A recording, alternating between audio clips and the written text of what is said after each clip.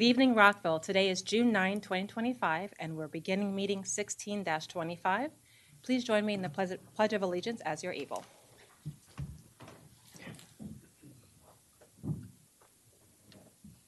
I pledge allegiance to the flag of the United States of America and to the republic for which it stands, one nation, under God, indivisible, with liberty and justice for all.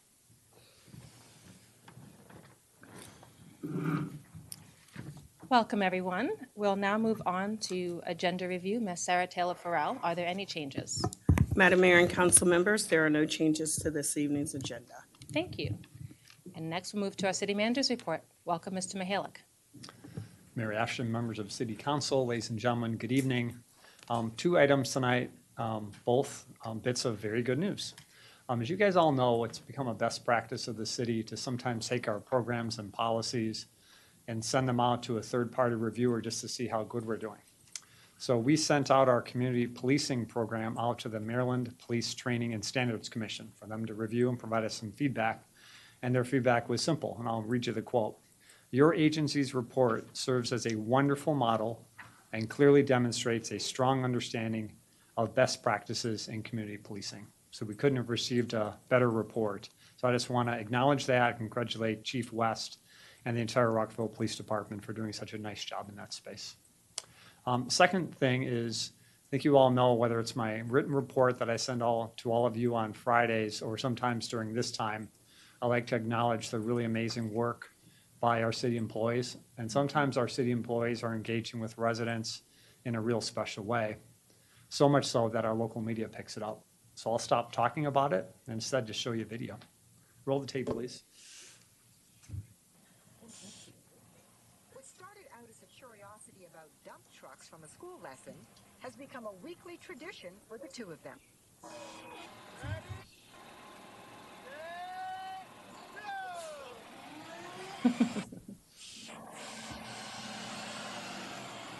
She just started running with Mr. John right next to each other, and from then on, they've been running every Tuesday together since.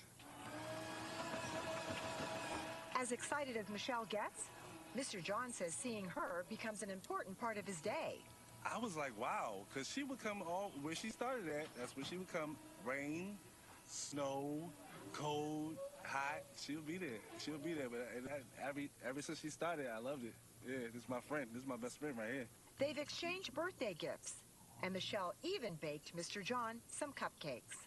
I was surprised when she made the cakes for me for my birthday. I was surprised. I didn't even have anywhere to put it. I had to put it in the truck. I put it in the truck, but I took it home, ate it. It was good. It was actually good. You're a good baker. You know that, right? And I ate, and I also ate one before I gave it. Oh, you ate one before you gave it to me? Oh, it's okay. I'll share with you anytime. It just melts my heart every time I see them together, and she's so comfortable with him and looks forward to seeing him every week, and it's just honestly brightened our lives to have this friendship, in our family. So this unlikely friendship is sure to be one that little Michelle will always remember. How cool is that? That's all I have to report, Mayor. Thank you. That's a wonderful report. And I know we've been sharing and thanking our staff over the past several weeks. We've had amazing events in collaboration with the Human Rights Commission. Rec and Parks has certainly been doing a lot. Public Works, RCPD, CCE, all the departments have been working really, really hard, and it shows. I do want to just thank them for all the work that they're doing to help make our city shine, and particularly this kind of report. I do also just want to note Rockville opened a new community yesterday. It's the King Farm Farmstead District, and we have 5 new street names after trailblazing African-American educators right in the northern part of Rockville. So we're super excited to support that, and it was a great turnout yesterday. Thanks to all who will be able to get there. We'll now move on to community forum. All persons addressing the mayor and council shall speak in a civil and courteous manner. We welcome your feedback, your questions, your ideas, and please be respectful to others. We will allow 3 minutes, and there is a time clock to help you track your time. At the end of the 3 minutes, there'll be an audible beep. We welcome you to come up if you have not signed up in advance after we take everyone who has signed up in advance. With that, welcome Daniel Sherrill.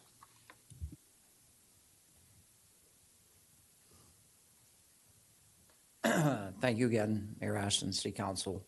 So glad to be here again today. The clock is ticking, so I'm going to make this fast.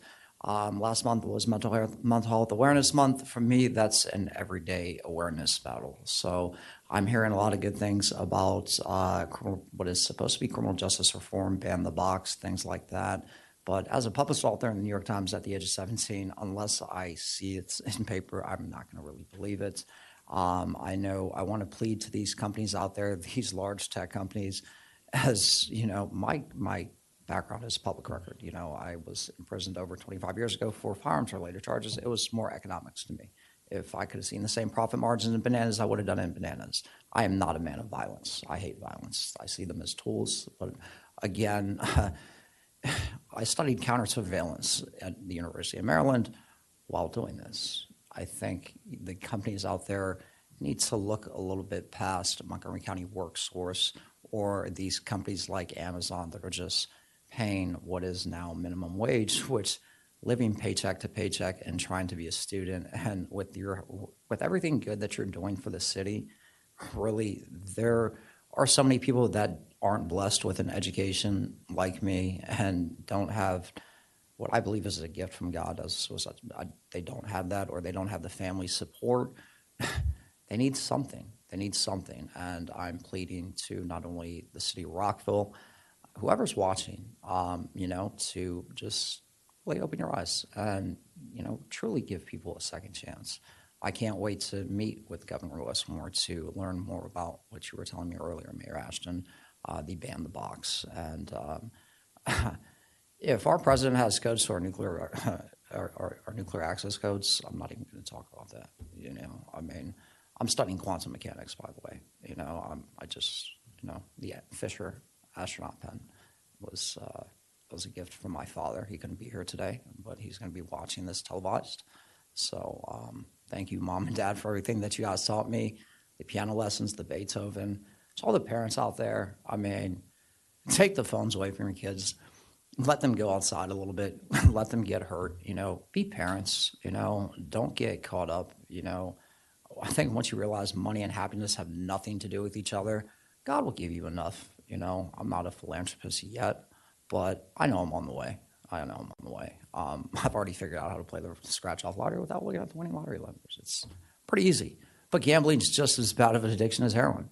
But if you look at the back of the ticket, you can see which ones are the winning, the 50. It lists them on the Maryland State Lottery. So the more you know, the more you grow, is how I'm going to end that. Too blessed to be stressed, not too tired to be inspired.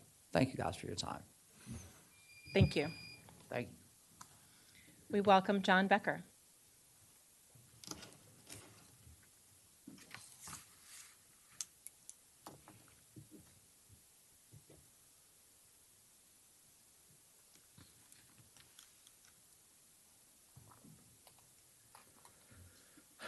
Good evening. My name is John Becker. I live at Americana Center across the street from the Rockville Metro Station. I'm here tonight to do a couple of things real quick, a bunch of stuff, I should say. I want to congratulate Chief West for being appointed as our Chief of Police, and thank you to Maryland Council for choosing wisely. The other thing that's on your agenda tonight is the Maryland Municipal League agenda. And as a member of the Board of Directors of Safe Roads Maryland, we look forward to your support for the passage of a bill regarding stop sign monitoring systems. As I testified in Annapolis earlier this year, since I live close to Richard Montgomery High School, I have noticed this happening quite a bit, not only for students, which is during their lunch hour break and things like that. They run this problem, people running not only stop signs, but also the pedestrian warning sign that they're going to cross. And it also happens at night and on weekends with different parties using the school facilities. So it's not only students, it is our members, our neighbors, our members of our community, our citizens of our community, and we look forward to working with you. And the critic we have is why it was approved in two locations, Tacoma Park and Baltimore, and not here in Rockville, is well, something we're just going to look into, and we're looking forward to your helping us, and we will help you in getting that legislation passed in 2026. I've had the opportunity to participate in the election, I guess we could say the election commission or the election advocacy or participation meetings. I guess that's the best way to put it. That took place on Thursday of last week and Saturday this weekend. And I want to thank the city clerk and the staff and the Board of Supervisors of Elections, as well as the citizens who participated in both evenings, both dates on Thursday night and Saturday for participating. I do want to stress, though, I'm kind of, when I look upon this in more detail, it says reform, and I think the issue here is updating the election code and the process. I don't see reform as being an issue. Some others may have, and well, that's their problem, but that is something I would more or less say, I'm going to stay with that this is an update of the election code and the process and procedures for everybody on city, whether it's mayor and council, boards or commissions, city staff, to get an idea as far as what we're going to do going forward. Thank you very much for your time. Thank you very much. We have received some written comments as well, which I know staff responded to. Just want to open the floor and see if anyone else would like to speak. Okay. Thank you all for your comments and testimony. We'll now move on to a special presentation. We have members of our Planning Commission here, as well as Jim Wasilek. Planning Commission members are Jamie Espinosa. I also see Eric Fulton, as well as Susan Pittman. Welcome.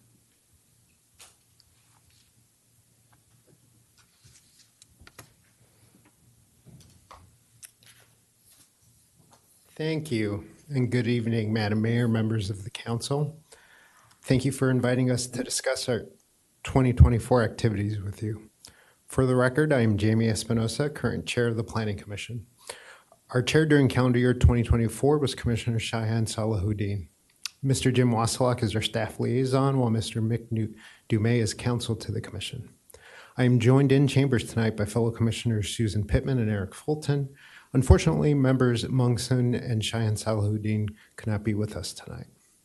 The 2024 Planning Commission annual report was approved by the commission, provides the technical details on the activities in which the Planning Commission engaged last year. As has been the case historically, the report is thorough and well organized. This is due to our city staff. I want to mention how much the Planning Commission benefits from the city staff assigned to us. Mr. Wasilek and Mr. Dumais provide us with vital guidance and support with the highest degree of professionalism. We have also greatly benefited from the extensive and notable assistance from all the members of the city's planning staff, who are all consummate professionals, and our thanks extends to each one of them. Our thanks to the city staff also extends to the media team, who ensure meetings are broadcast to the widest possible audience. I can tell you that their professional productions have made us, especially me, come across much better than I do in real life. I wish I could take them everywhere I go. Slide, please. Oh. There we go. Thank you. The Planning Commission has broad responsibilities, from receiving and acting on applications such as for Level 2 site plans to making various recommendations to the mayor and council. Slide, please. These include recommendations on zoning, text amendments, project plans, and a variety of other actions. Now, we accomplished much in 2024. Slide. Applications brought to us in 2024 included everything from allowing construction of 291 multifamily units in Town Center to converting an existing office building in Twinbrook to multifamily use, to much smaller requests. Regardless of the size of development or possible impacts on the greater community, I can report to you tonight that all applicants were treated fairly. Everything brought to the commission, whether it was for an approval or recommendation, was considered through the lens of the Rockville 2040 Comprehensive Master Plan. I can speak for all of my fellow commissioners when I say that the commission, as a body, is committed to upholding the plan on behalf of our fellow residents, who who I can tell you are engaged in the Planning Commission's activities. Each member of the public who provided public testimony to us in 2024, whether in person or through submitting comments, was treated with the utmost respect. And I speak for my fellow commissioners when I say that each person's testimony was thoroughly considered by the commission in our deliberations before we decided any action. Slide. Now, as you can see by this map, the commission's 2024 activities had an impact on every neighborhood in the city. Our commission takes great pride in the fact that we have robust debate and discussion during our deliberations on any action because we understand the impacts our activities will have. While we don't always agree with each other, I can report to you that congeniality on the Planning Commission remained high during calendar year 2024, a fact that each of the commissioners endeavors to protect. We each take great effort in understanding and learning from each other's point of view and the reasons that shape that point of view. I can report to you that the diverse points of view my fellow commissioners have been an asset on the Planning Commission as an entity because it has enhanced how the commission as a body views the direction in which our city needs to go, but always within the scope of our purview and legal authority. I think this ability to remain congenial, even while engaging in robust debate, was best reflected in 2024 during our discussions regarding the new Town Center Master Plan, which, despite our many disagreements, we all hope will continue the city's efforts in making Town Center into the vibrant local highlight we all want it to be, where people can live, work, and play for years to come. Slide. In the coming year, the Planning Commission will have a substantial role in the major undertaking that will be the comprehensive rewrite of the city's zoning ordinance.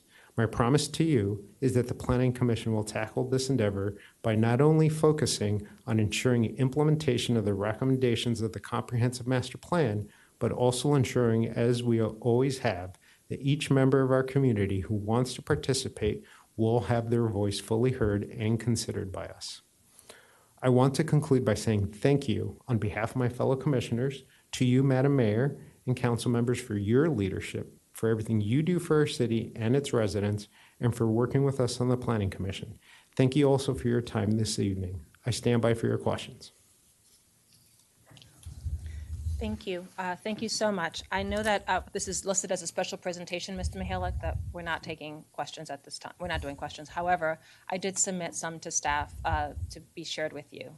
Yes. So I hope that you have those. Yep, and we will take those questions back and work through staff to ensure you all get answers. Okay, I just want to say a huge thank you on behalf of this entire body for your work, your thoughtfulness, your thoroughness, and the professionalism that you bring to the table, the entire commission, and helping our city, not just for today, but for all the projects coming forward over the next 20, 30, 40 years. Thank you, Madam Mayor. Thank you, council members. Appreciate you. Okay. Thank you very much. We're now moving to our public hearing, zoning text amendment TXT 2025-00270 to regulate establishments that include the retail sale of cannabis for personal use.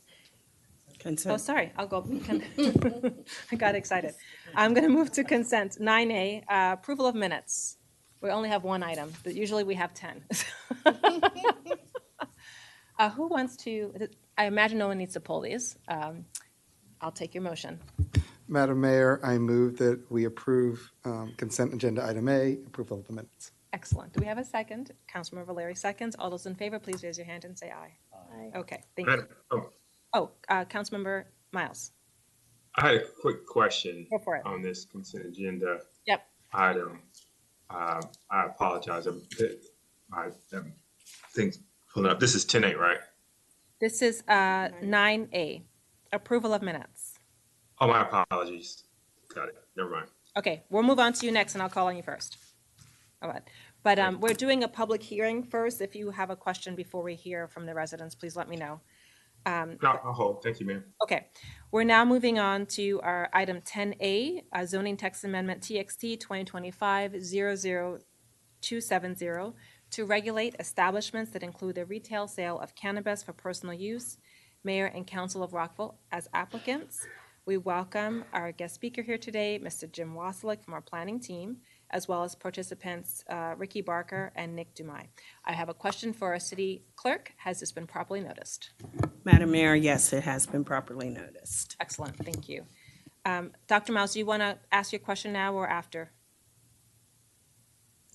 I'll ask after. Thank you, Mayor. Okay, great. Mr. Wasilek, the floor is yours. Thank you, Madam Mayor and members of the council.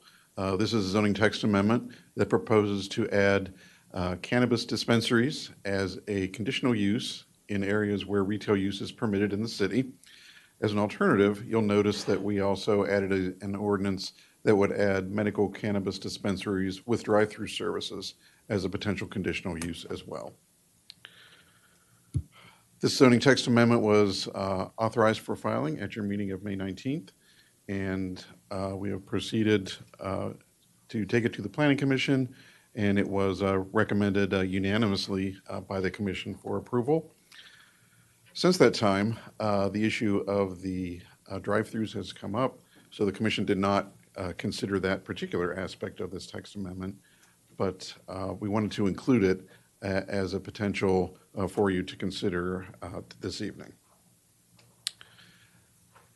As you directed when you authorized the filing, the conditions upon which the use would be permitted are the same as the separation distances that are included in state code. And those are separation distances between dispensaries and certain sensitive uses like parks, schools, places of worship, etc., and also between dispensaries themselves. So there's a 500-foot separation distance between the sensitive uses and a dispensary, and then 1,000 feet between dispensaries. And this text amendment would codify those distance requirements, which are the same as they are in state code. I will note that there are a couple of clarifying pieces of legislation adopted that allowed for localities to have a little bit more flexibility than initially been provided, but the council directed us to just proceed with the separation distances as stipulated in state code, and that is what is before you this evening. I will note that Montgomery County government is looking at a zoning text amendment that would take advantage of one of those options that were provided to localities, and that would be requiring a 100-foot separation between dispensaries and properties that contain a residential use. So there's a 100-foot setback proposed in the county.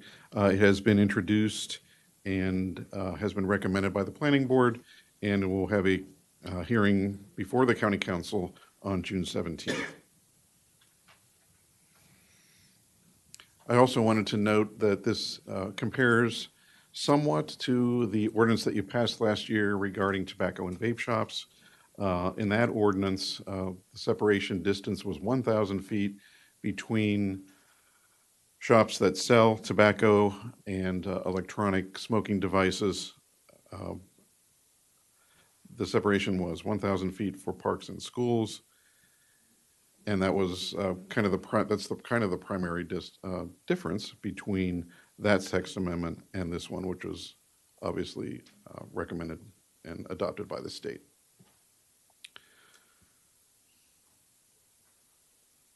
So you'll notice that there are two ordinances for your consideration once you get to that point after the public hearing.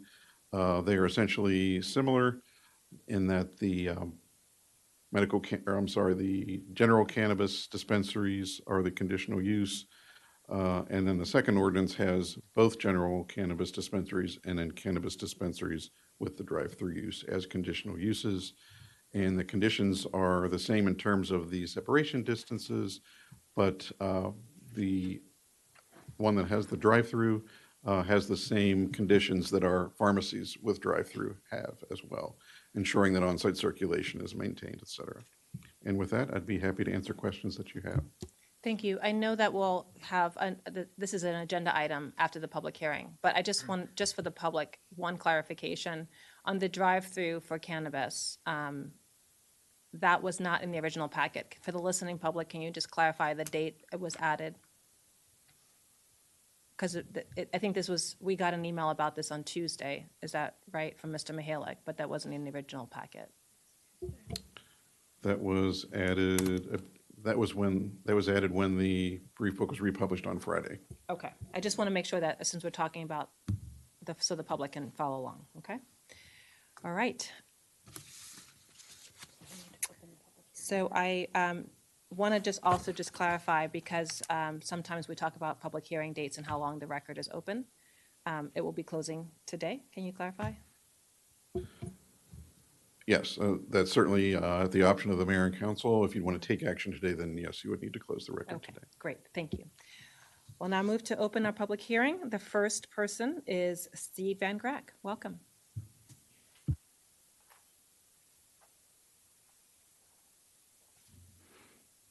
Good evening, members of the mayor and council.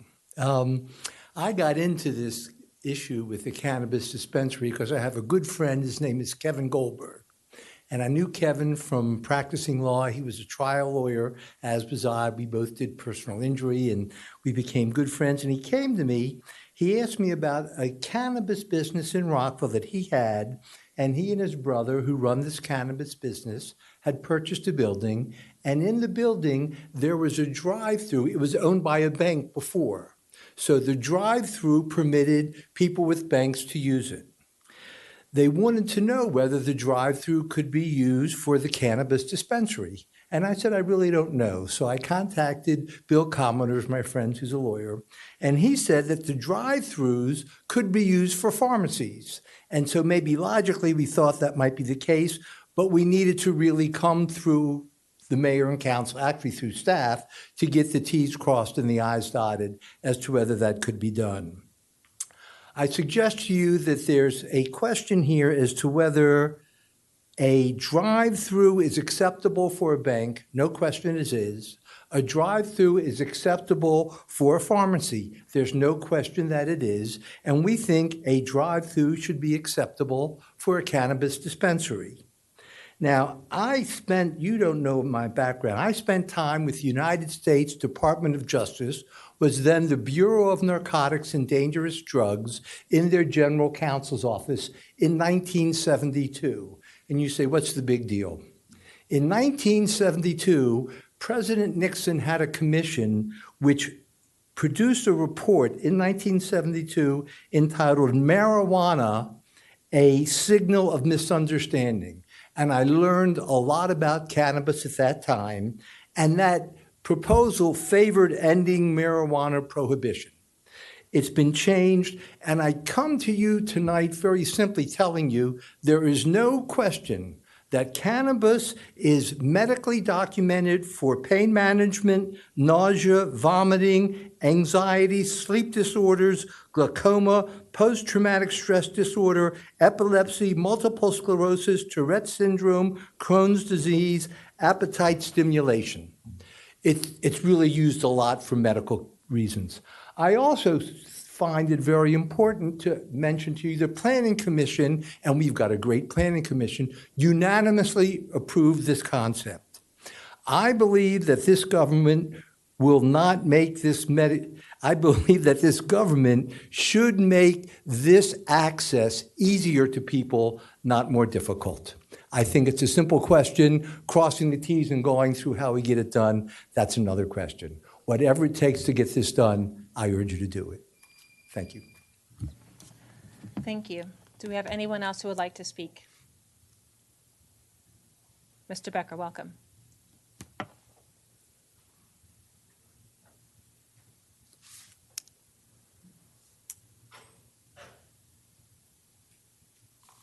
Again, John Becker. I live at Americana Center across from the Rockville Metro Station. I have sort of like a technical question. I've heard this term, or the distance of 1,000 feet.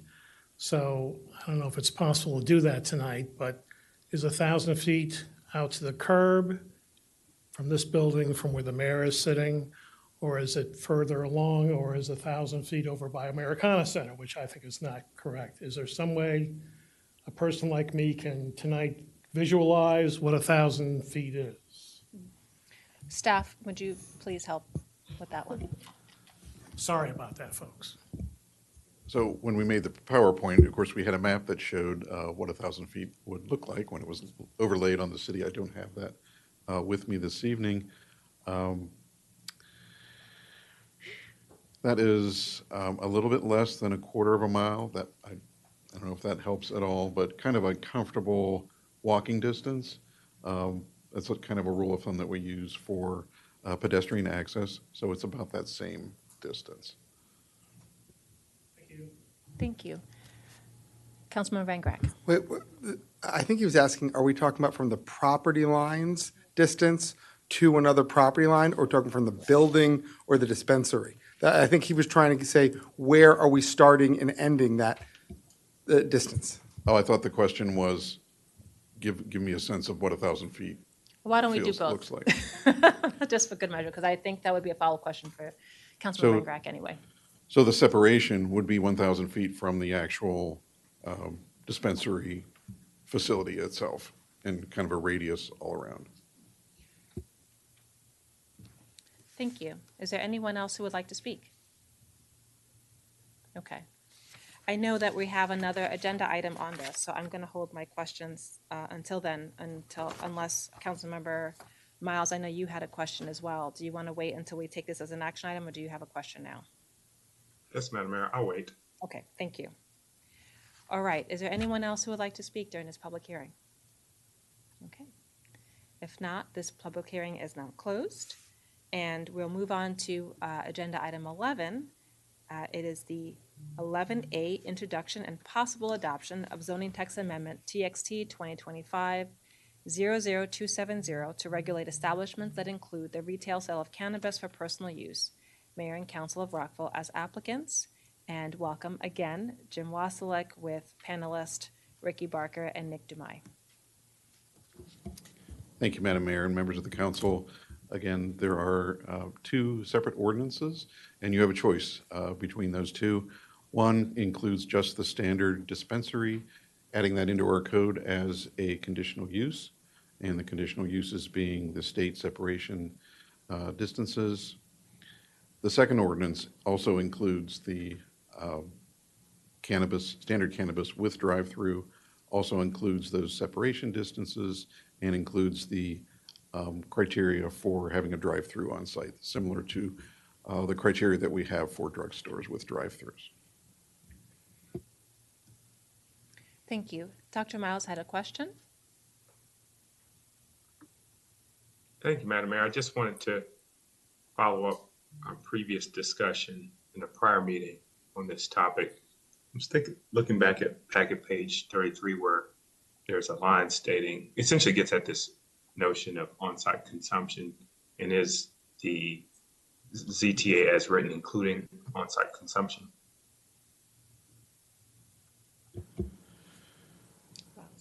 On-site consumption was one of the items that the most recent legislation allowed for localities to regulate.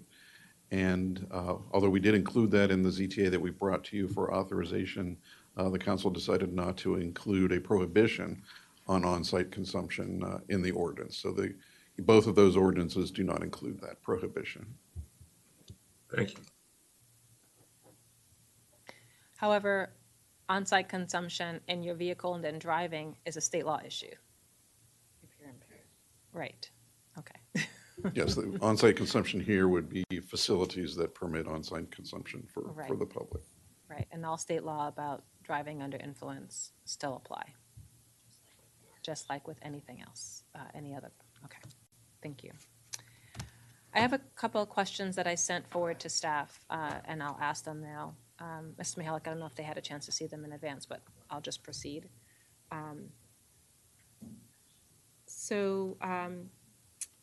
On the issue related to the county, they are trying to I think there's public hearings this week, is that correct?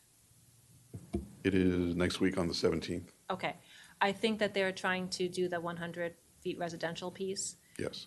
Can you clarify, because this came up during our last meeting, if they do that, then it would also apply to businesses that support alcohol sales as well? So anything that you do on cannabis would also apply to alcohol. They were under the impression, some people, not all, but some people were under the impression that that was not true, or that they could do one and not affect the other. Can you just clarify for us?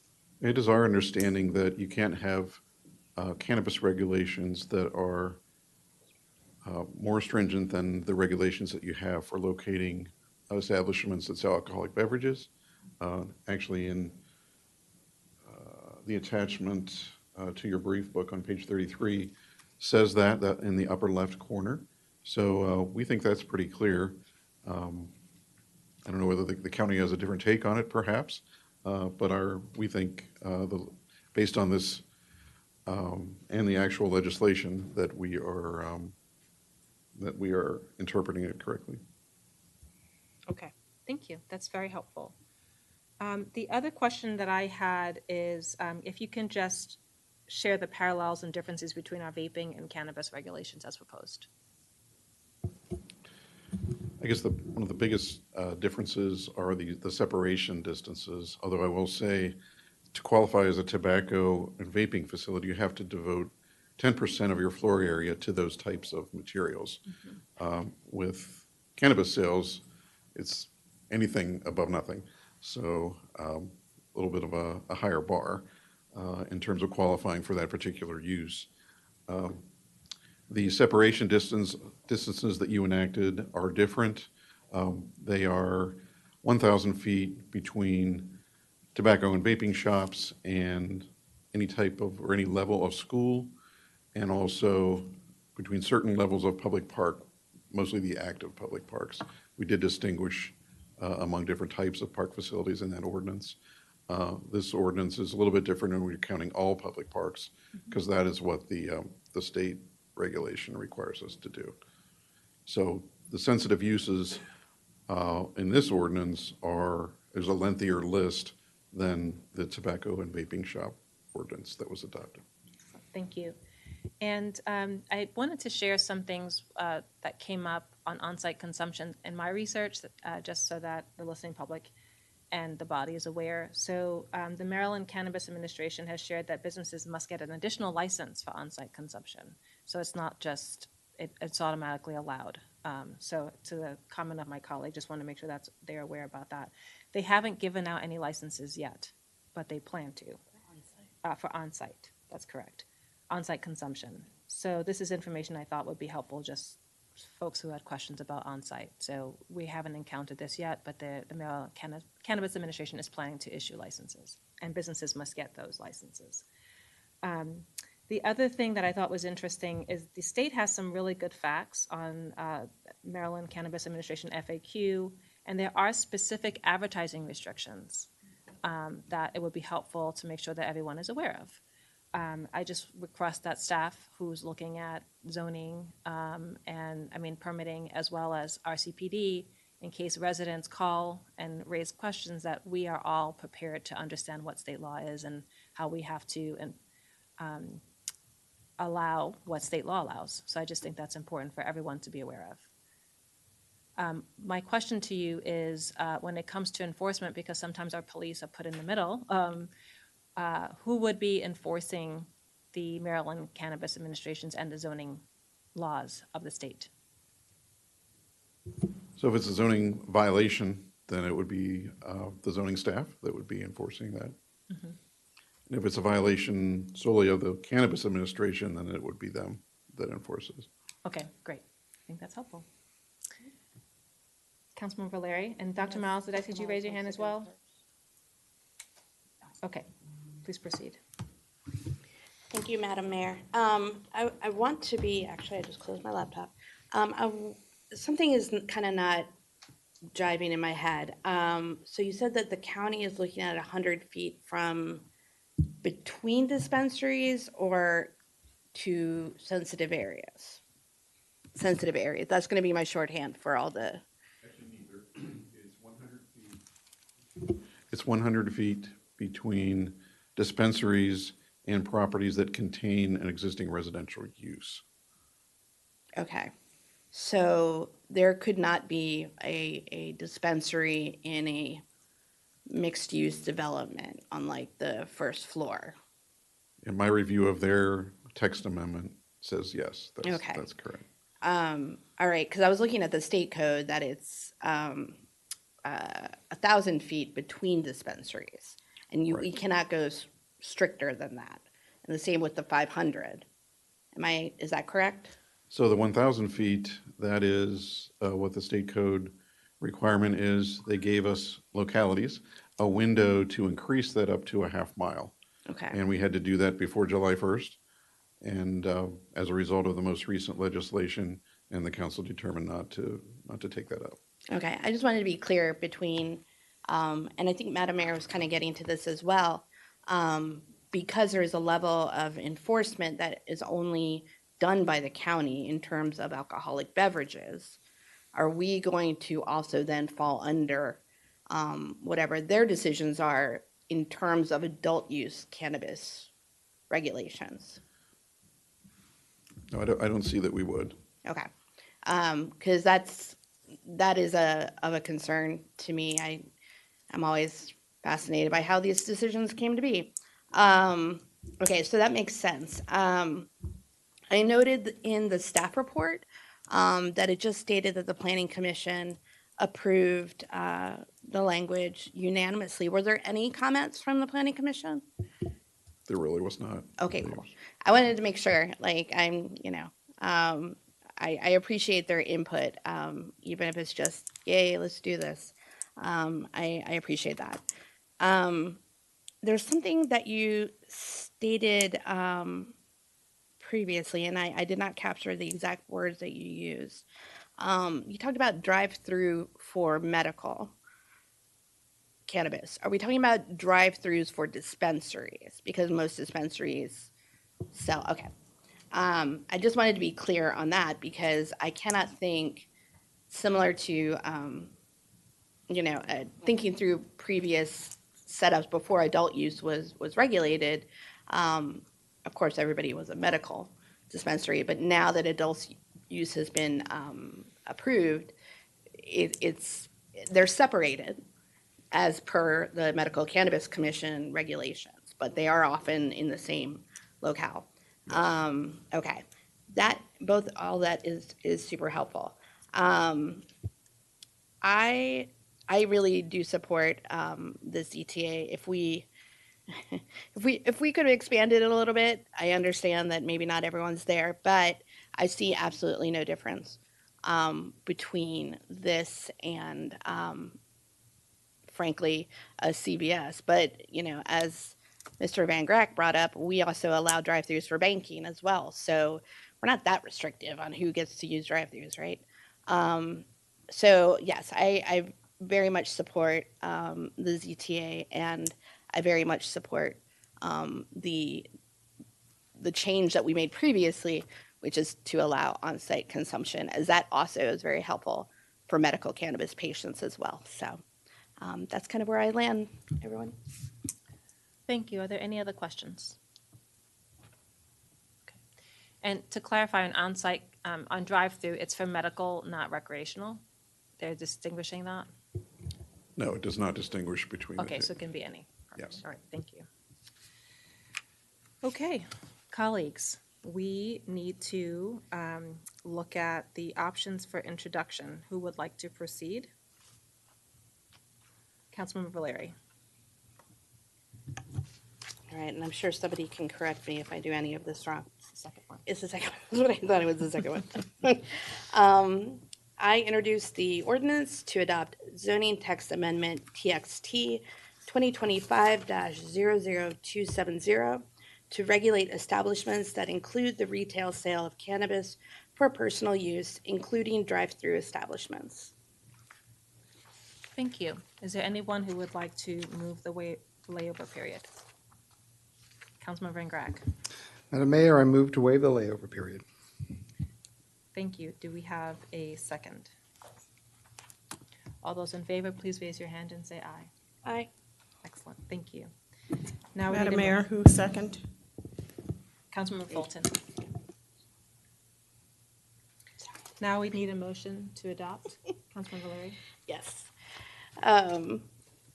I move to adopt zoning text amendment ordinance TXT 2025-00270 to regulate establishments that include the retail sale of cannabis for personal use, including drive-through establishments. Councilmember Jackson seconds. All those in favor, please raise your hand and say aye. Madam Mayor, could we have a comment? Oh, yes, please. Go ahead. So sorry.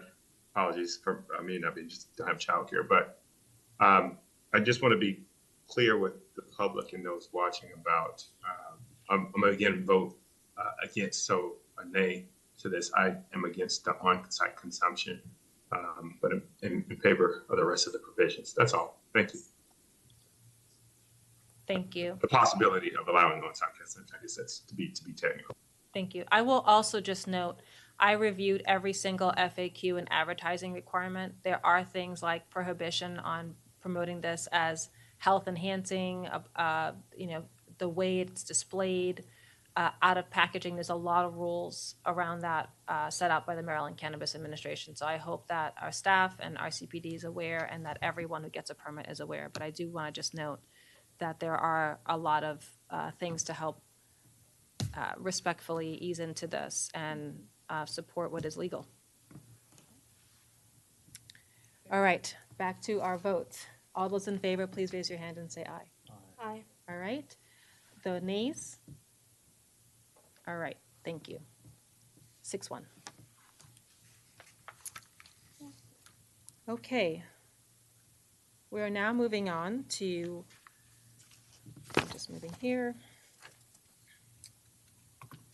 Sorry, give me 1 second.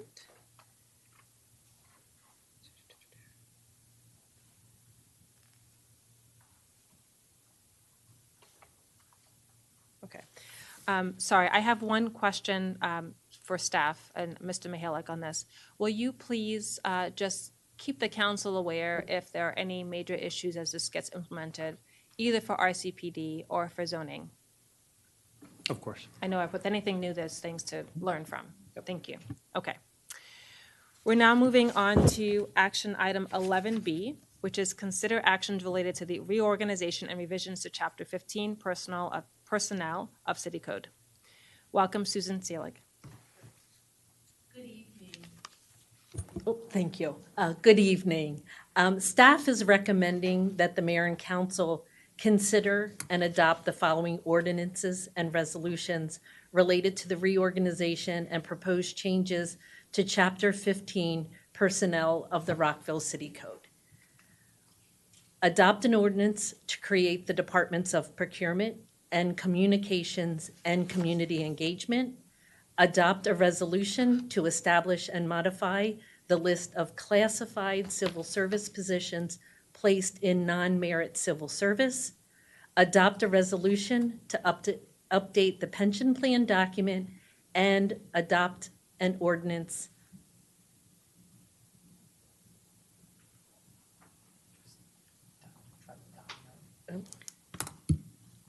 It's not. Thank you. Okay. Okay, thank you. My apologies. And lastly, adopt an ordinance to revise Chapter 15 personnel of the Rockville City Code. Can I interject one thing? We have draft potential language to approve, and resolution 1 and 2 are combined. If someone could email us separated out resolutions in case we want to take them separately. I just want to know, while you're talking, if someone from staff can help out with that, I would greatly appreciate it. Back to you, Ms. Seelig. Okay, thank you. Ordinance 1 creates the Department of Procurement and the Department of Communications and Community Engagement. Resolution number 1 establishes and updates certain positions as non-merit civil service positions to include the Deputy City Manager, Deputy City Attorney, Assistant City Manager, and all department directors, as well as part-time, temporary, and unpaid offices and positions, except for permanent part-time classified employees. Resolution number 2 amends the pension plan document to align with non-merit civil service positions established by resolution number 1. Ordinance number 2 revises Chapter 15 personnel of the City Code to include administrative approval of personnel policies and procedures, mayor and council approval of appointed officials' employment contracts, non-merit civil service agreements to be approved by their respective appointed officials, and Personnel Appeals Board findings to be limited to whether an employee violated any law, city policy, rule, regulation, or directive. Staff recommends that the mayor and council adopt the ordinance to create the departments of procurement and communications and community engagement by taking the following steps. One council member introduces the ordinance, move to waive the layover period, vote to adopt the ordinance as stated above. Resolution, staff recommends that mayor and council adopt resolution to establish and modify the list of classified civil service positions placed in the City of Rockville non-merit civil service, and the resolution to amend the July 1, 2024 amended and restated City of Rockville pension plan document. Staff recommends that mayor and council adopt the ordinance to amend Chapter 15 Personnel of the Rockville City Code by taking the following steps. One council member introduces the ordinance, move to waive the layover period, and vote to adopt the ordinance. We're happy to answer any questions. Thank you. Can you please, just for the listening public, for each of these core areas, share background on why this is proposed now and how it will help the city or not? Thank you. Happy to do that, Mayor.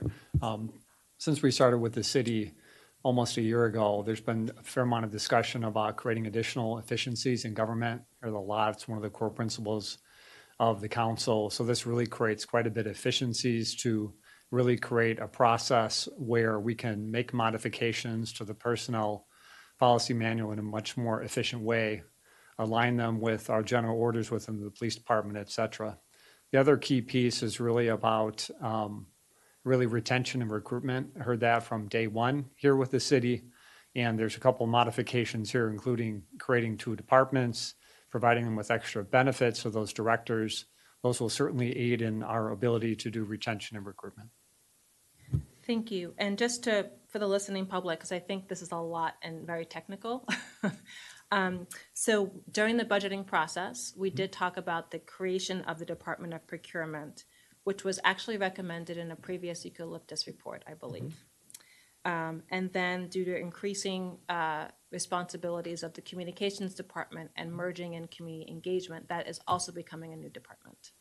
Both of those are correct. Okay, and we already approved budget for this in the FY26 budget. That's correct as well. Right. So this is really just aligning our code so that we can align with what we've budgeted and discussed and approved. Correct. Excellent.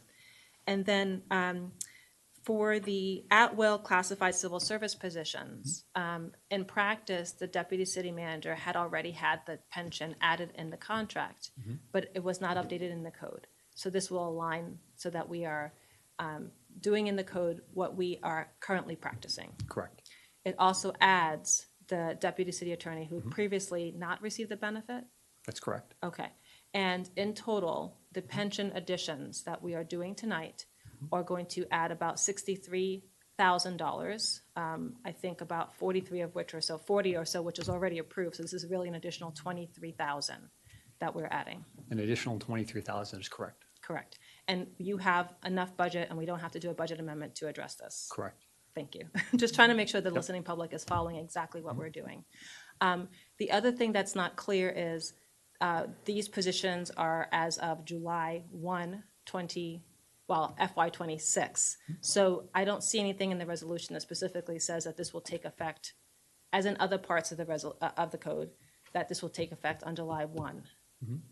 Maybe I missed that, but if I so, I apologize. But just to clarify, this will be taking place July 1, 2025, at the beginning of our fiscal year, the additional pension. Correct.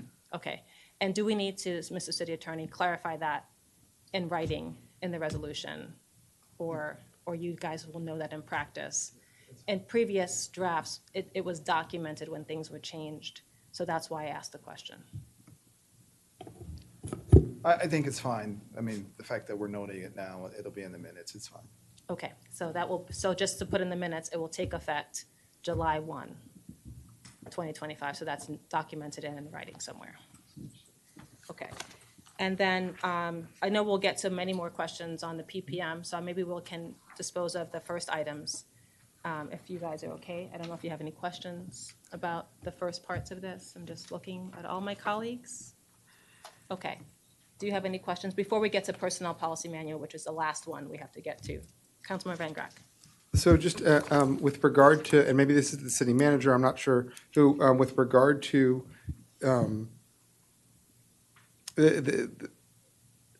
we're talking about ordinance 1 and resolution 1, is that right? Ordinance 1, resolution 1. Sorry, ordinance 1, resolution 1, and resolution 2. You have the option to potentially take resolution 1 together and 2 together or separate it. So with regard to the listing of the employees the way we did, is there a rationale and reason and basis for those specific positions other than other positions? Yeah, there are. All of those members are members of the executive lead team.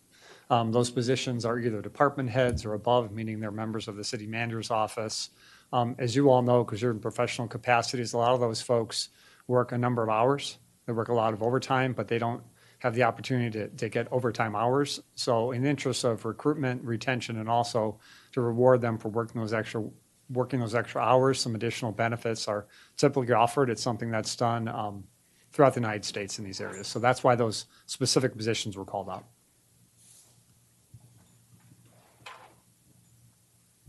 Are there any other positions, because the deputy city attorney was not included previously, but is now, are there any other positions that we're forgetting, missing out? You guys have thoroughly looked at this. I sure hope not, Mayor. Okay. Thank you. I just want to make sure there's fairness Yep. in process Yep. and well as in our practice and what we're going to put into code. Yep, you bet. All right. Any other questions on these 3 items? Okay. Just to clarify for the body, do you want to take resolution 1 and 2 together or separated? They were separated in our brief book, but they're together here in resolution. Okay, all right, we'll keep them together. All right, so let's move to ordinance 1, and this relates to the procurement and communications departments, creating new departments officially. Councilman Van Grack. Madam Mayor, I introduce the ordinance to create a Department of Procurement and Communications and Community Engagement. Do we have move to waive the layover period? Who wants to move to waive the layover period? Councilmember Fulton. I move to waive the layover period. Do we have a second? Councilmember Jackson. Second? All right. All those in favor, please raise your hand and say aye. Aye. Excellent. All right, now we need a motion to adopt. Councilmember Shaw. I move to adopt the ordinance to create the Departments of Procurement and Communications and Community Engagement. Do we have a second? Councilman Van Grack. Everyone's getting a turn. All those in favor, please raise your hand and say aye. Aye. Excellent. Thank you. So that deals with Ordinance 1. We now have officially created the Department of Procurement and the Department of Communications and Community Engagement. Thank you, Ms. Seelig. Thank you to those new directors. Excellent. Now we have to deal with the list of at-will classified civil service positions and non-merit civil service positions and the resolution to amend the July 1, 2024 amended and restated City of Rockville Pension Plan document. Does anyone have the ability to introduce? All right. Who's introducing? Can't be me. Do we have to introduce this one? Just want to make sure. You do not. They're Okay. resolutions. All right. Let's move to adopt. Councilmember Valeri. Why not?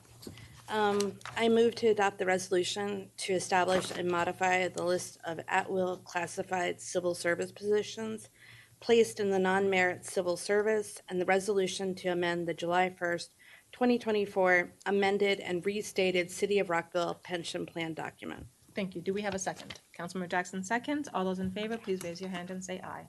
Aye. Excellent.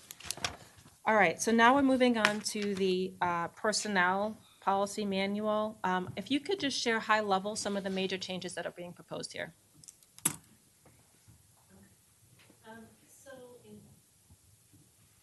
My apologies. There are basically, go back. There are basically kind of four major changes that we are proposing. The first is the administrative approval of the policies and procedures manual, and basically that would move that approval to the city manager. So that's the change in authority from the mayor and council to the city manager, removal of authority from the mayor and council. Okay. The second would be to have the mayor and council approve employment contracts for the three appointed officials. And the fourth. Wait, so just to clarify, that's also removing authority from the mayor and council and putting that in the hands of the city manager. So the third item would be that non-merit civil service, the positions that were included in the resolution, those employment contracts would be approved by their respected appointed officials. So that's the third change. And the final change would be that the Personnel Appeals Board, that findings of that body would be focused on whether an employee violated any law, city policy, rule, regulation, or directive. And the Personnel Appeals Board hears disciplinary dismissals. So that action would be based on a violation of either law, city policy, rule, regulation, or directive. So the body would focus, the Personnel Appeals Board would focus their hearing process and their findings on whether the city applied the dismissal correctly. So that removes authority from the Personnel Appeals Board and limits what they can do. It's more of advisory, and then it goes back to the appointed official. Correct. And it focuses their hearings. Okay. Let me open the questions to see if my colleagues have any questions to start. I think there are a couple of other ones. I know some of my colleagues have asked questions about the elections removal as well. I do have a broader question. Maybe I'll start with that and then see if any of my colleagues have questions. First of all, thank you very much for all of the work on this. Greatly appreciated. I know the previous mayor and council did create the parental leave policy, the reduction in force policy, and also helped to identify areas to improve the policy manual to comply with federal law. So I appreciate all the feedback and work of my previous colleagues, and really appreciate my current colleagues taking a look at this. And thank you for looking at all things HR and helping to look for areas for improvement. So I definitely did see some of that. My general question is, one issue that came up during the last PPM policy, personnel policy manual review, is that the various appointees manage their own employees. And in some cases, with the delegation to the city manager, they may not have that same level of authority in terms of the recommendations, because it previously went to mayor and council. They can manage their own employees. So in some cases, authority is given to the city manager, even though the city attorney and city clerk have managed their own employees. So that was a general question, is have you all talked about this? Because in some cases, the city manager would be making decisions, minus the issue on the Personnel Appeals Board. I saw that one said as applicable, but not all areas say is applicable. Thank you, Mayor. It's interesting, the city attorney and I just talked about this either yesterday or Friday, actually. I mean, the code's really clear that the appointed officials, whether it's the clerk office, the city attorney's office, or the city manager's office, have the responsibility for supervising their staff and creating personnel policies to really provide them with the different procedures and policies needed to do their work. So far, the city attorney and the city clerk have agreed that what we use for the balance of the city employees should be the same ones covered by the city attorney's office and the city clerk's office, more for convenience than anything else, but also to create some efficiencies so we don't have multiple systems competing with one another and not having different staff members thinking they're treated differently. So we've agreed so far to make sure that the PPMs are applied for all city employees, not just the ones underneath the city manager's purview. That's fantastic, as I would expect. My question is, when the city manager, not just you, but city managers who are beyond our time, will they be as collaborative with their respective appointees and before making policy changes confer? And I'm just wondering if there's anything we need to clarify in writing to put as applicable or to make sure that there's opportunity for that review with the fellow appointees out of respect for their roles and their employees. Yeah, I think this body has already shared that to me, at least during my probationary review, about the need for the three appointed officials to collaborate regularly and to work together, and we certainly do that. I'm not sure that you have to put it in a revision to city code, but you can make it an expectation and evaluate us accordingly. Okay, just want to, since the other appointees are sitting here, I'm just curious if you think that should be something clarified in writing for you and future people in your role. City clerk or city attorney, do you have anything to add? No, I think I agree with the city manager and that's an expectation that we would be held to by the body as opposed to adding that to the actual ordinance. Okay, thank you. I know that previous city attorney was very specific about this, and this issue came up, so I wanted to make sure. And city clerk, do you have anything else to add?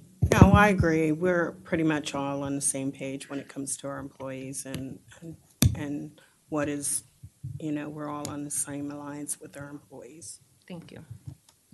Councilmember Fulton. Thank you. I have maybe just two questions.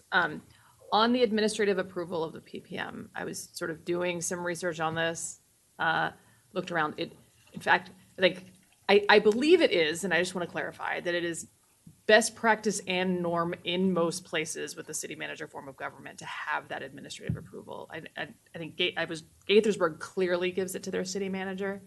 I looked at many other jurisdictions. I just want to clarify that I'm not missing anything in my research there, or if I've got that right. That's question number one.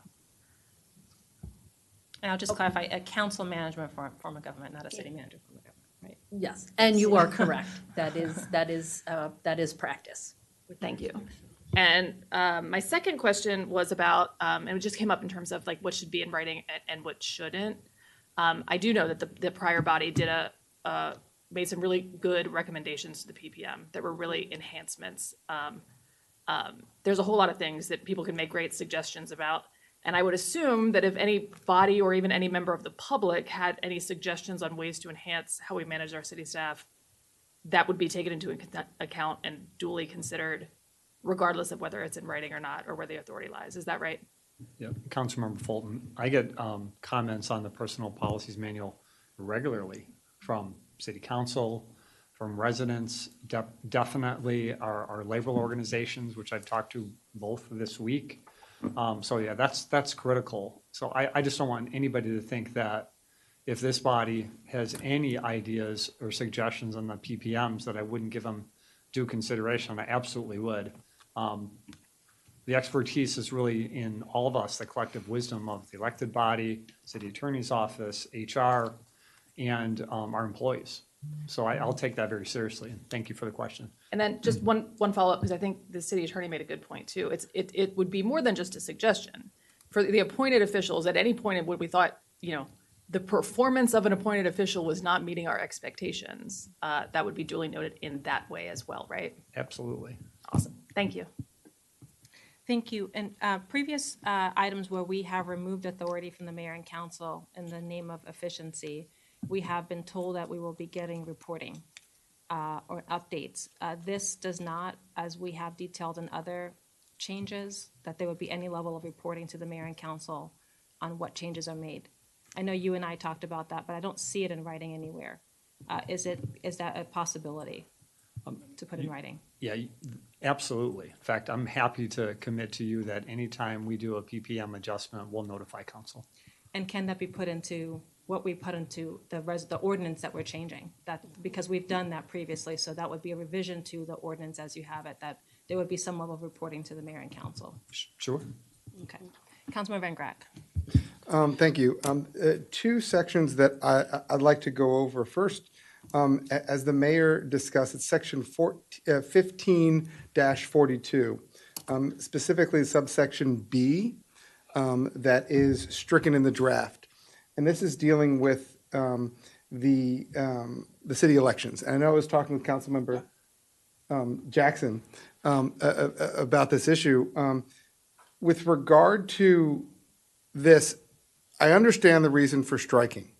Is there anything that we're looking to, and maybe I've missed it, to replace some parameters of, I guess, guide rails with regard to some city staff that probably should not have involvement as Section 1542B had previously? Yeah, go ahead. So this section is being taken out of the code in order for the city to comply with state law. So the way state law works, and it's in the local government article of state law, is first and foremost, if a person takes a job with the city of Rockville or any municipality, that person does not check their constitutional rights at the door just because they're taking a job here with the city. So how the code works is, number one, all employees can freely participate in any political activity or express any political opinion as long as the employee does not engage in such political activity while on the job during job hours. So that's in essence what the state law says in different sections of that sub-article. The way our code reads here is that it prevents city employees from engaging in political activity except voting. That's contrary to state law. This has been in state law since 2013. So even though it continues to be in our code, it's something that we wouldn't enforce simply because it goes against state law. So for instance, even though it's in our code, if the manager were to tell his employees that you cannot express any political activity outside of working hours, that would be contrary to state law, even though that's what it says right now. The way I view this is we're simply cleaning up Chapter 15. So since I've been city attorney since 2021, this is the first time we're opening up Chapter 15. My deputy who's worked on this, we view this simply as cleaning up the code in order to comply with state law. Is there any, we have city employees, specifically, in the clerk's office, that are involved in the actual election process. Would there be any restriction in state code or otherwise for us to limit a restriction on political activities towards those who are directly involved with the election process? So the state code actually imposes additional restrictions on certain employees, namely those involved with the local elections board. So in our case, the BSC. So if you're a member of the BSC, there are additional restrictions placed on you. But in terms of city employees who are not on the BSC, no, the state law is the state law. So maybe I'm missing, is that saying that the state law says we can't impose any restrictions on city employees who are involved in the election process? No, the state law, the restrictions that you can place on city employees who are not involved in the election process is that they can engage in those political activities during during work hours on work property. If you're a member of the BSE, for instance, in addition, you are allowed to, for instance, run for office while serving on the BSC. So that's an additional restriction placed on political activity. There are a list of additional restrictions placed on, for instance, members of the local election board. So, and I know you're talking about members of the BSE, but there are also city employees who are not members of the BSE who'd be involved in the election process. How would we be able to do a restriction there, or are you saying state code doesn't allow us to? Correct. State code does not allow it. State code does not distinguish between city employees who somehow are tangentially related and involved with the election process. Thank you. I think Mr. Mihalik has something to add. Yeah, we've been thinking about this over the past couple of days, and Councilmember Jackson did have some really good questions about this. State statute's really clear, and yet I do think perhaps, and I've just been mulling this over as part of our orientation process, we could provide some additional guidance to city employees. And again, as long as we're not running afoul of state statute, and we have to be really careful about that. But we would need to make it clear to all city employees that no one can direct you to get involved in a campaign, federal, state, local. Nobody can. Nobody will encourage you to, local, state. That's not what we're in the business for. And you certainly can't use any data that you're collecting, and maybe Councilmember Van Grack, this is what you're getting at. You can't use the data that you're using during your day job as a city employee to help inform, participate, or do anything with anybody else's election, because that would run afoul, right? But in terms of an individual's ability to participate, to vote, to exercise the right of free speech, to put a campaign sign in their yard, all that is allowed. But I think during the orientation process, when we hire new employees and go through, benefits, et cetera, we could have a section that describes the state statute, but also describes what we're not going to do to encourage people to get involved. I don't know if that's helpful or not. Okay. The other section that I wanted to discuss is 1564, and that's dealing with the Personnel Appeals Board. Councilman Van Grack, can I just ask you one question? Do you mind? I think there's some other questions related to elections. Oh, sure, Can we come back yeah. to you? Because I think you started something with our colleagues. Thank you for raising, and thank you, Councilmember Jackson, for also bringing this issue forward earlier. Thank you, Mayor, and thank you to Councilmember Van Grack for raising this issue. I plan to raise it too, and I think you answered a lot of the questions that I had. But just to be clear, so this is something that was on the books since 1994? I'm asking you, Mr. Dawson. Oh, I assume so. That's when it was first passed by the mayor and council in 1994. And then the state passed a law in 2013 that kind of superseded what was in the ordinance. I believe so, yes. All right. So what was the delay? Just maybe you or the chief clerk or the city manager can answer, like what was the delay to actually act on and clean up the code? So I can't speak for between 2013 and 2021. I wasn't working for the city at the time. But since I've been city attorney, this is the first time that we've opened up Chapter 15 for a comprehensive review and making substantive changes. So again, once that happened, we noted this provision and we simply cleaned it up, so to speak. So I guess, it's been on the books. Did anybody know, did any city employee know that we can't or won't enforce it? Well, and I believe the deputy city attorney, Cindy Walters, is on the line. But from my understanding, this is already in the PPM. So there's a section of the PPM which actually mirrors the state code. Cindy, if you're on, if you could sort of expand on that. Yes, I am on, and Mr. Dawson is correct. There is a provision in the PPM that makes it clear that employees shall not engage in any form of political activity during duty hours. It's in our code of conduct in the PPM, our personnel policies manual. I have been here for a while, and I do believe Sarah may be able to expound on this, but typically when it's election time, we do send an email to all staff, all city staff, and explain that, yes, they can participate, but they can't engage in any form of political activity during duty hours. No, and I thank you for that. So I guess my question then goes to duty hours. And so I recognize that many city staff have typical duty hours, 9 to 5, which is fine. But what about those staff like the appointed and others who don't get overtime? So, I mean, basically they're representing the city almost 24 hours a day. I mean, I'll take a stab at that. It's a slippery slope, candidly. We'd have to look at it on a case-by-case basis. Where was that person? Did they have a city name tag on? Did they have any city resources, city data?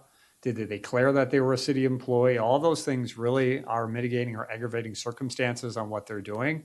I mean, candidly, if I heard about it, I'd want to sit down with the employee and just ask them what they were up to and just find out and compare it to our policy and see whether or not there's a discipline needed or not.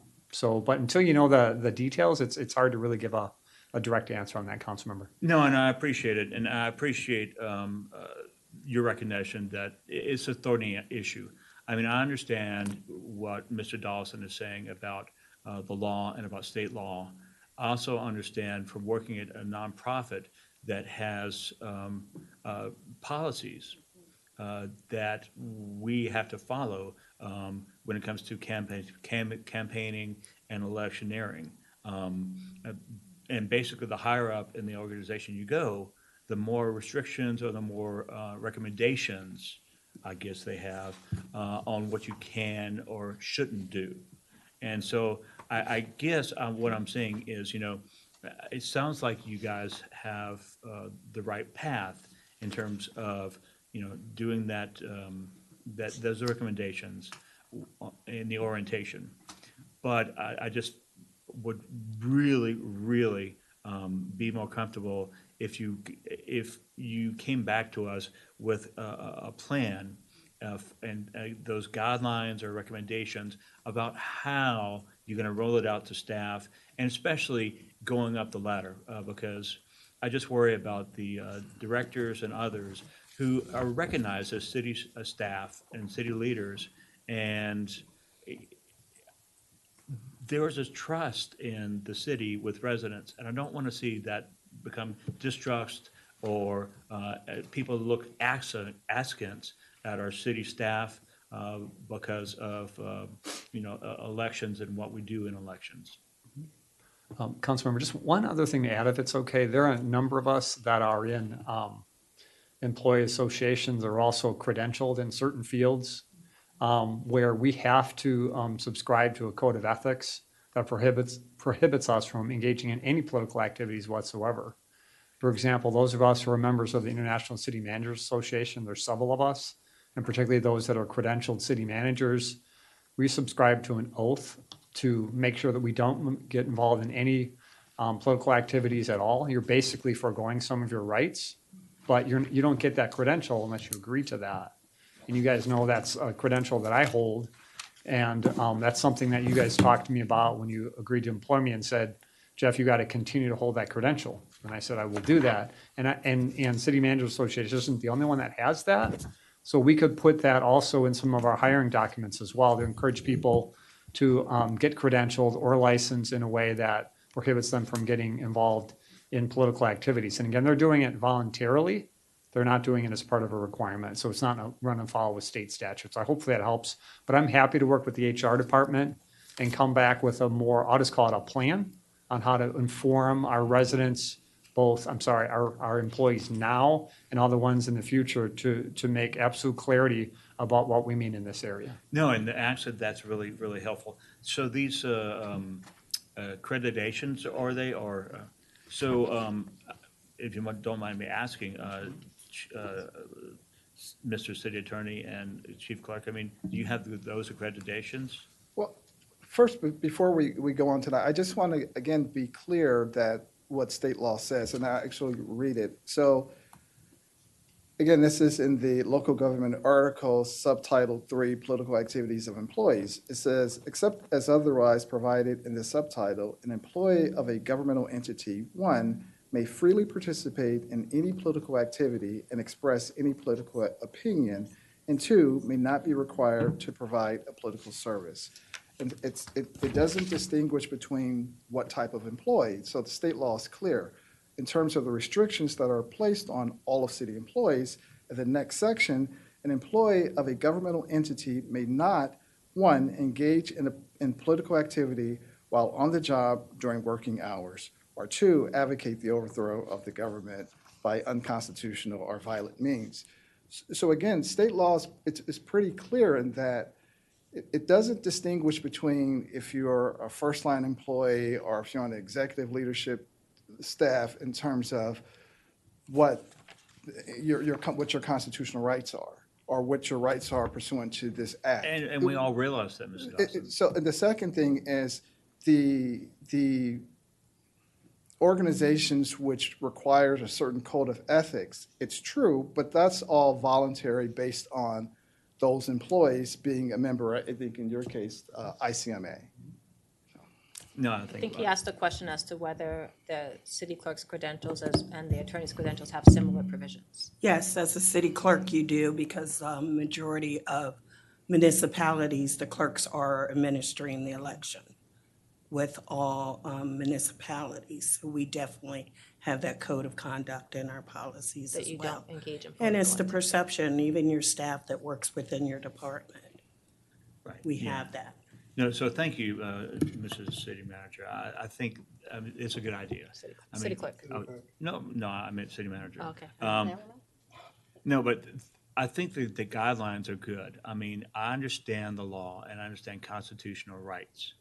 However, there's a tension there with the trust of the residents. And so I think having the guidelines and just making clear, what can be done and yes, it's your right, but should you actually do that? I think it's a good question. So thank you for this time. I really appreciate the discussion. I'll hold my questions, Councilmember Valeri and then Councilmember Fulton. I'm looking, Dr. Miles, if you have one, please let me know. Okay, so prefacing all my concerns with this particular agenda item, I'd just like to say that better angels are not better policymakers.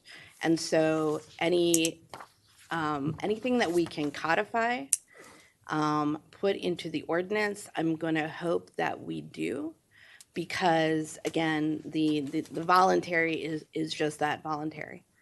And I want better angels to prevail, but they don't always do that.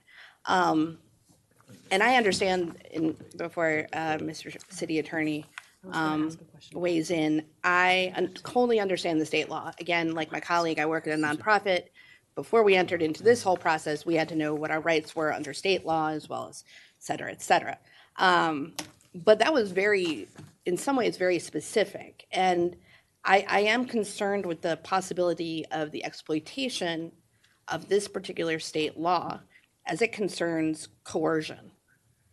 And that is something, and I think that that's where the code of ethics does come in, for sure.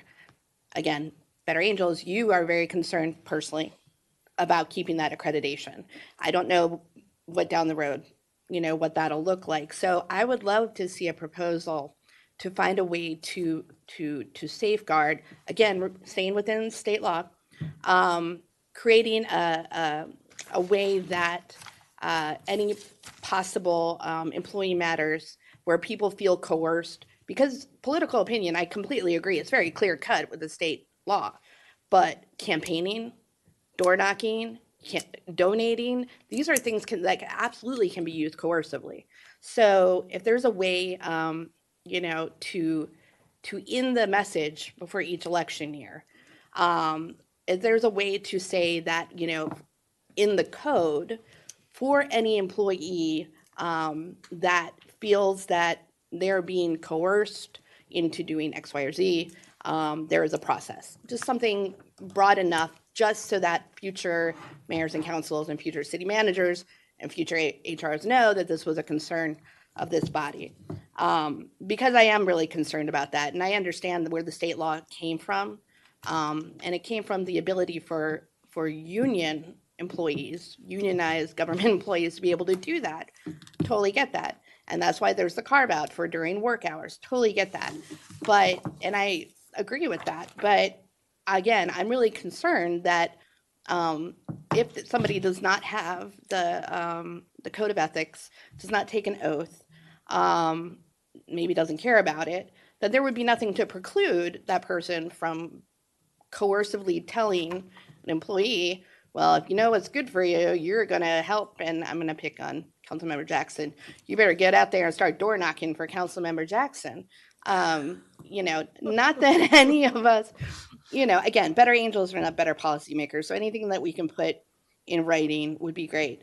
I actually had a question for the city attorney. I did not look directly at the state law.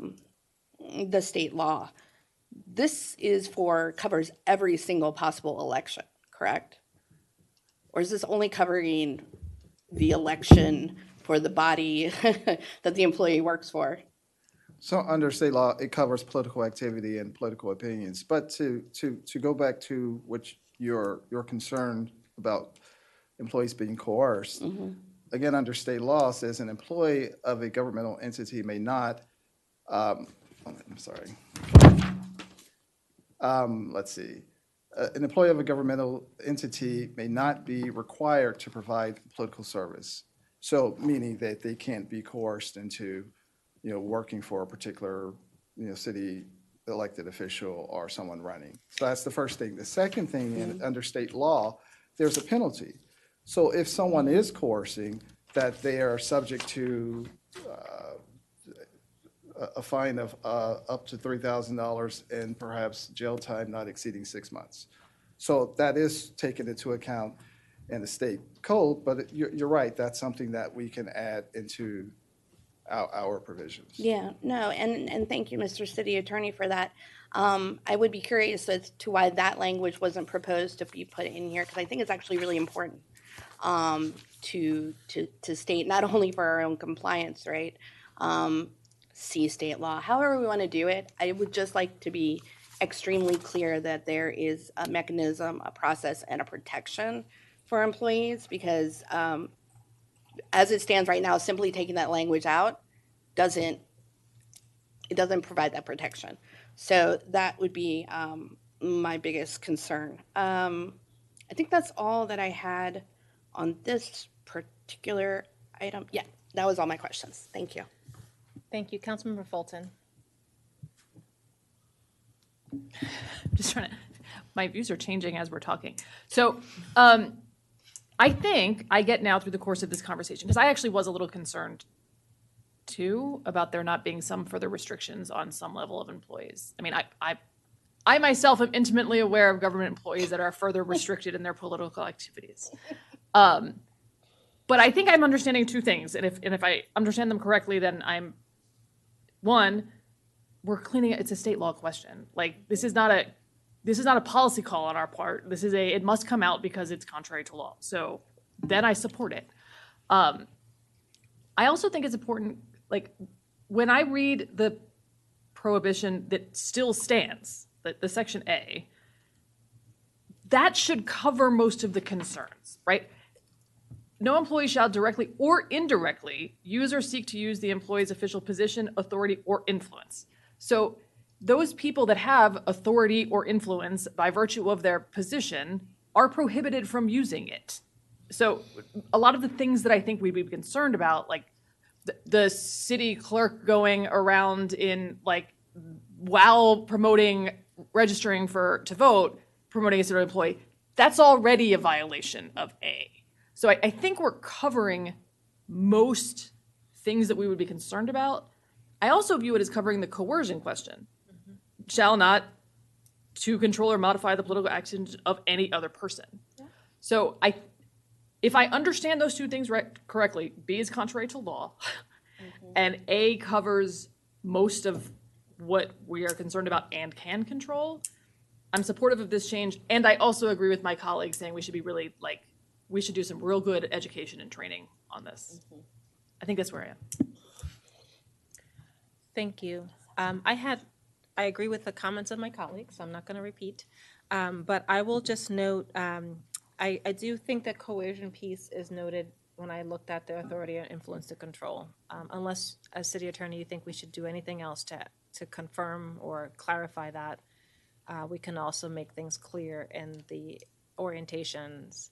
But I would say also maybe not just orientations, because there's so many people who are already employed, but finding a way to make it clear to existing employees, because we still have about 600 of those who are already here and not going through orientation. So something that helps to clarify this with all of our employees, I think, is a good thing. Yeah, I'm happy to do that. And I would also just note the use, you kind of made some great comments, Mr. City Manager, wearing city clothing, doing things in city vehicles, leveraging data that you find out by looking at one candidate's paperwork to tell someone on something else, all that is prohibited. Yeah, even saying your title, honest goodness, that matters. Yep. So I don't know if you feel that covers it. I think it might, but I just want to clarify. I think those things are important to make sure that the employees know. So if there's something we do need to modify here, please let us know. The other piece I was curious about, and thank you, Councilman Jackson, for sharing a copy with me. The comment, it's on the Maryland Code Local Government 1306. It also notes some additional restrictions that are included in Montgomery County. And it says any officer or employee of Montgomery County government who serves in a quasi-judicial capacity, as well as a member of the county board or commission who serves in a quasi-judicial capacity. Can you explain that to us, and is there anything that could or would apply to us? So in state law, it applies to Montgomery County employees. So I guess Montgomery County specifically had the General Assembly add that provision. So we could not have that for city employees or quasi-judicial boards because it's only for Montgomery County. Correct. Okay, that's interesting, and maybe something to talk to the state legislator about. Councilman Van Grack. So, continuing from what the mayor said, on section 1-306, it starts with notwithstanding any other law of the state effective on or before June 30th, 1973. So we're not talking about those laws. But then it says, or any local law. Does that mean that we can make a local law that further restricts kind of what we're talking about? Like, are they making an exception for local law, which would be for municipalities, to do what actually Councilmember Jackson is specifically proposing? So that's not my read of it, but I will take a look at it and actually see if there's any case law as well. Okay. But that's not my interpretation. So can you share how you interpret it? So again, this now going to call on my deputy since she's been Okay. intimately involved with this. Cindy?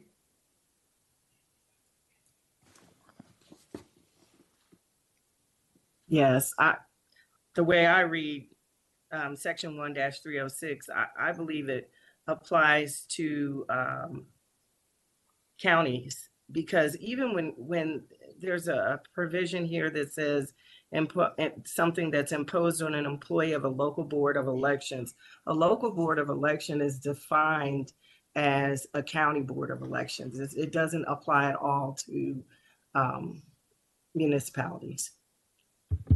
So my read, and candidly, I had not thought about it as you have suggested, Councilmember Van Grack, but we can look into it. But my read would be that this is for counties. It's for Montgomery County.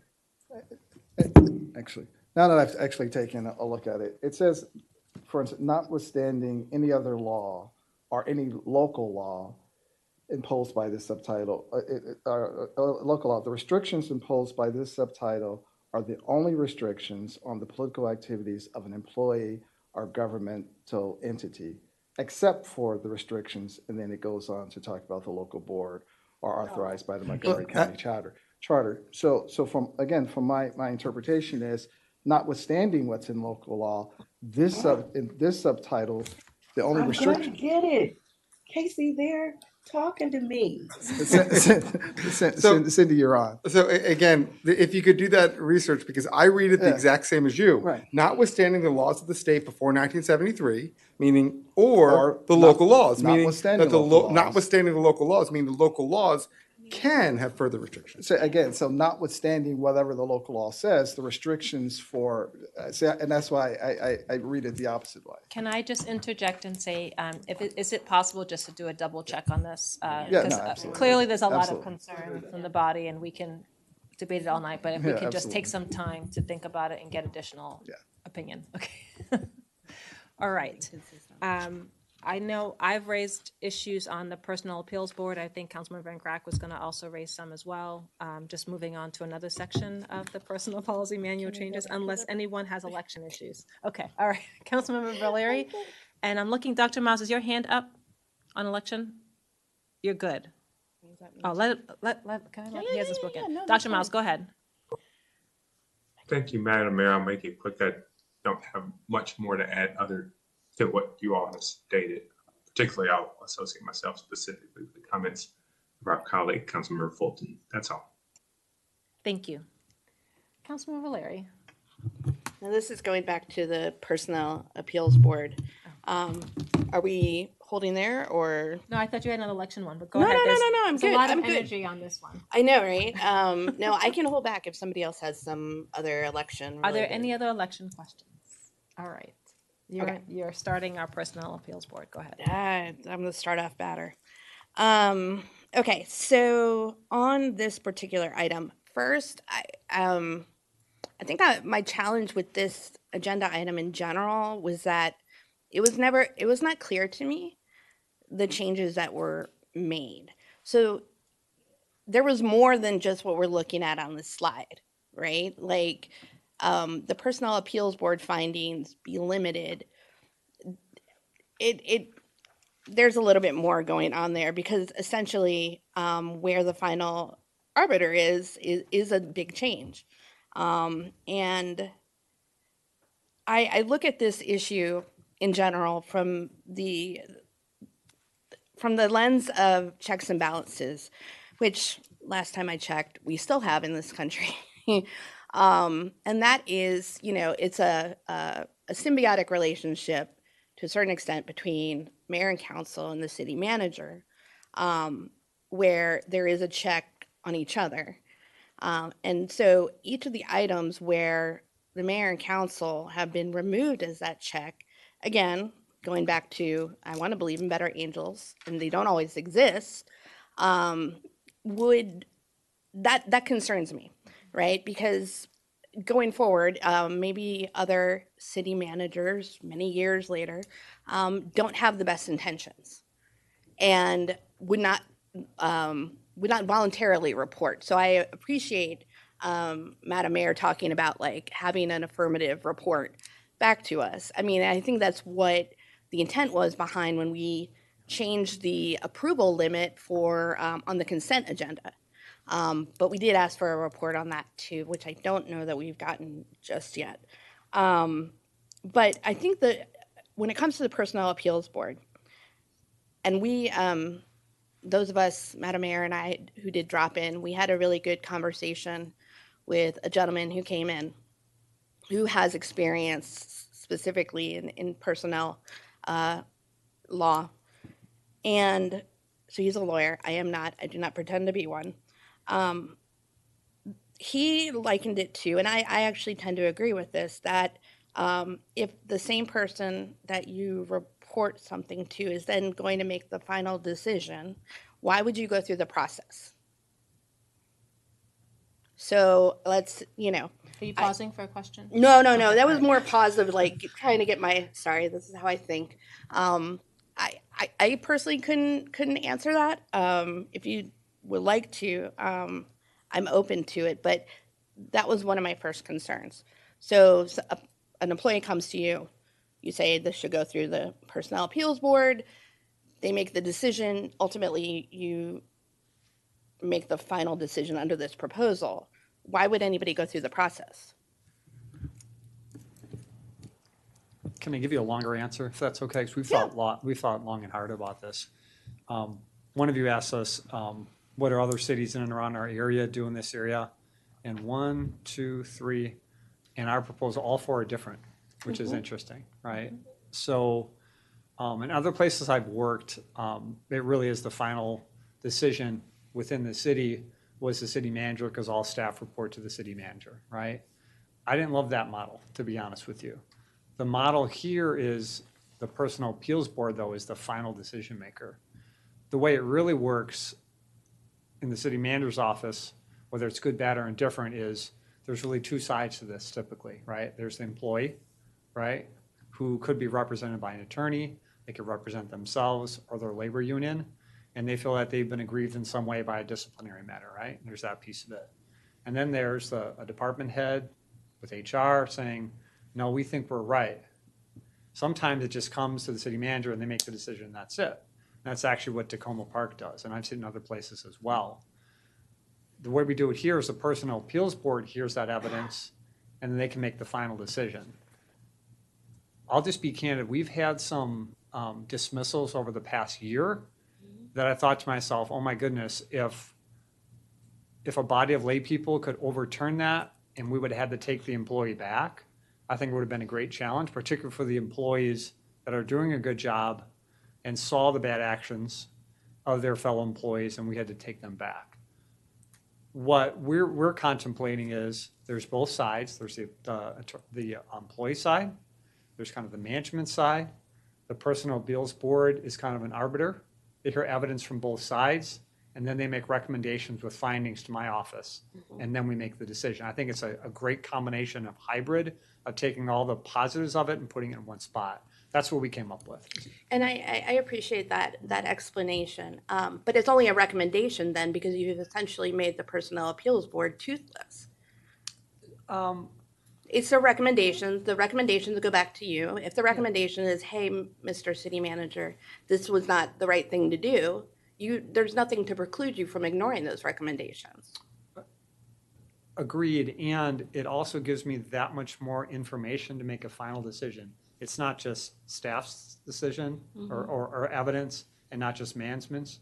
It's a third party, hopefully unaffected, neutral party that says, Jeff, we looked at all the evidence, and here's our recommendations to you. It would be really hard, candidly, for a city manager to overturn that once you get all those pieces of evidence, but yes, it could happen.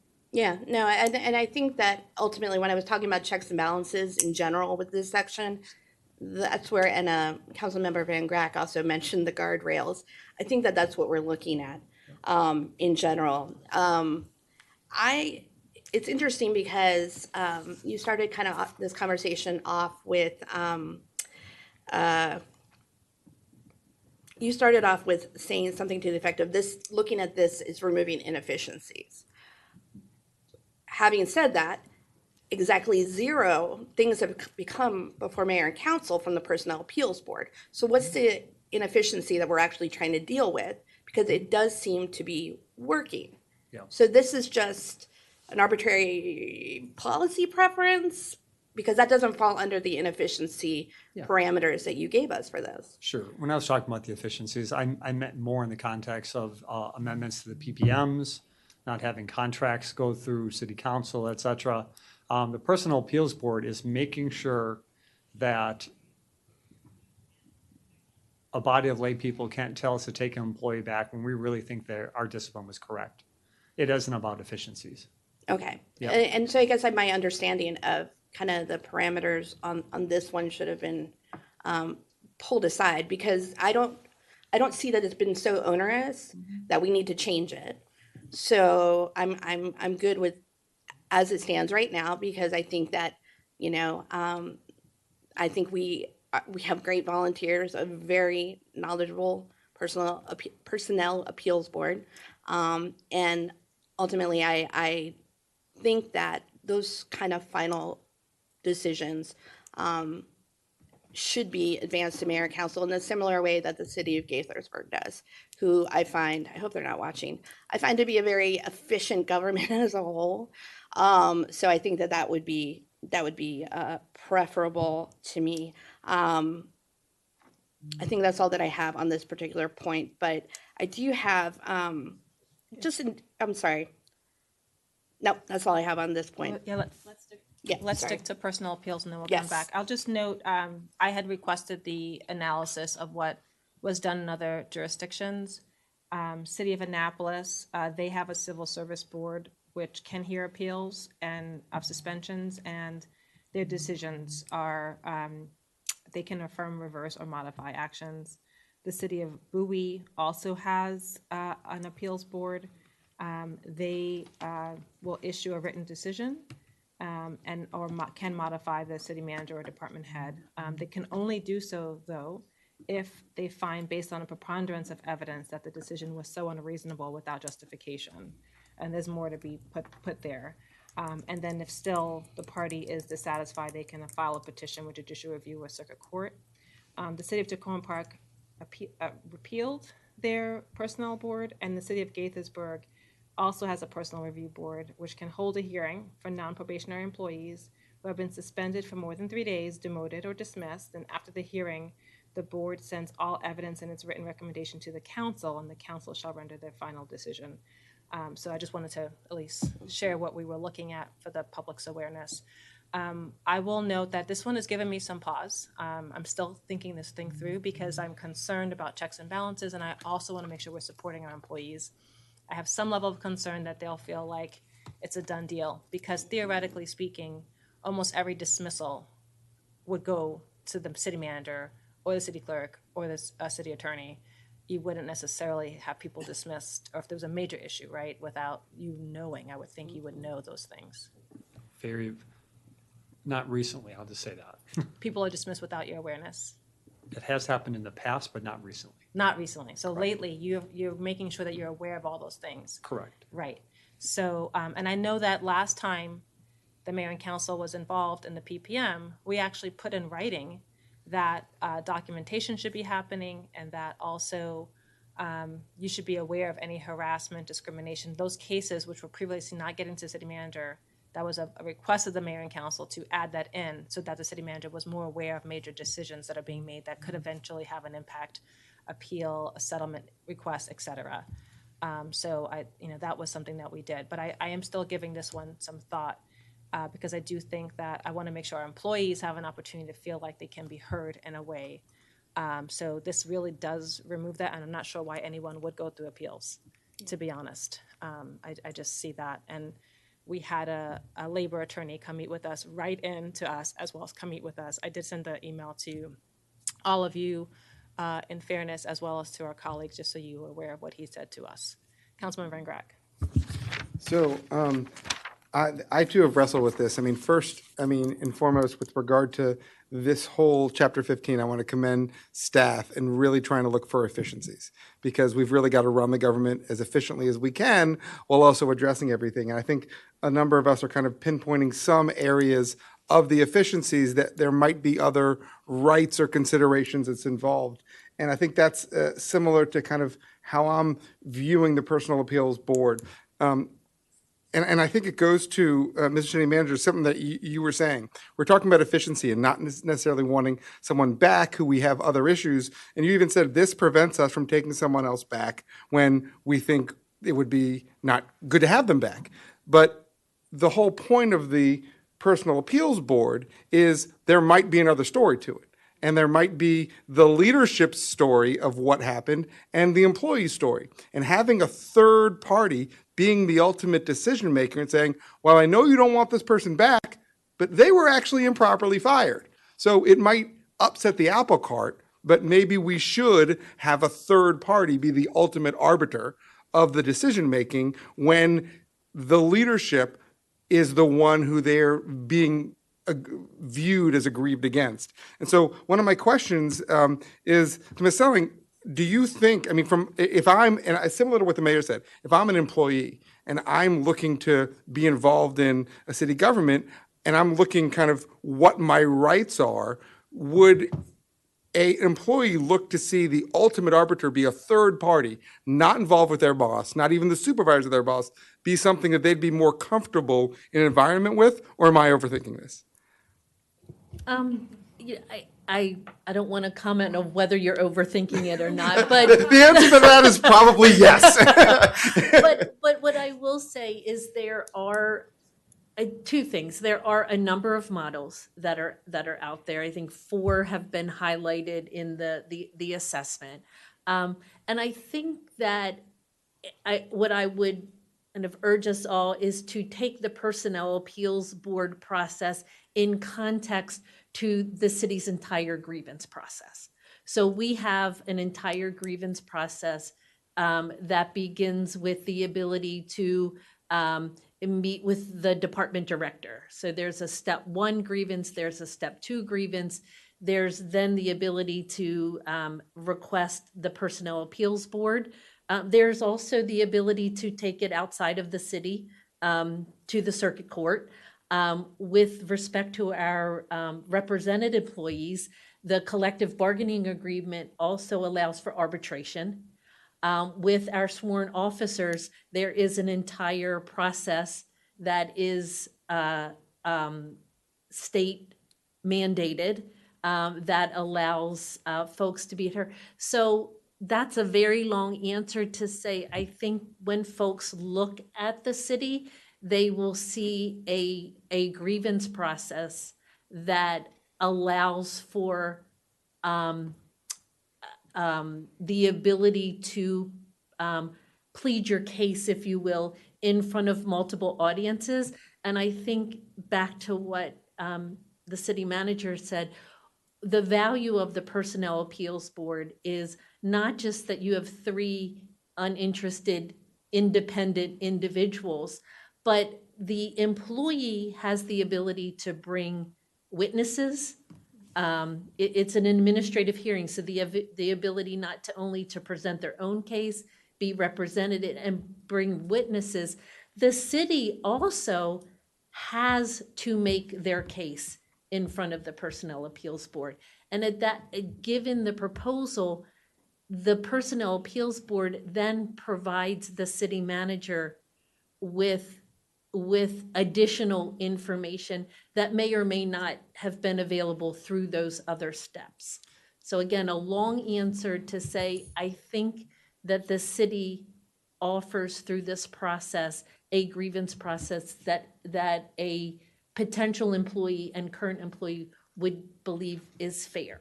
So, that's a really appreciate that explanation. And I think my concern is exactly what you were pinpointing, that the alleged aggrieved employee gets to present their case.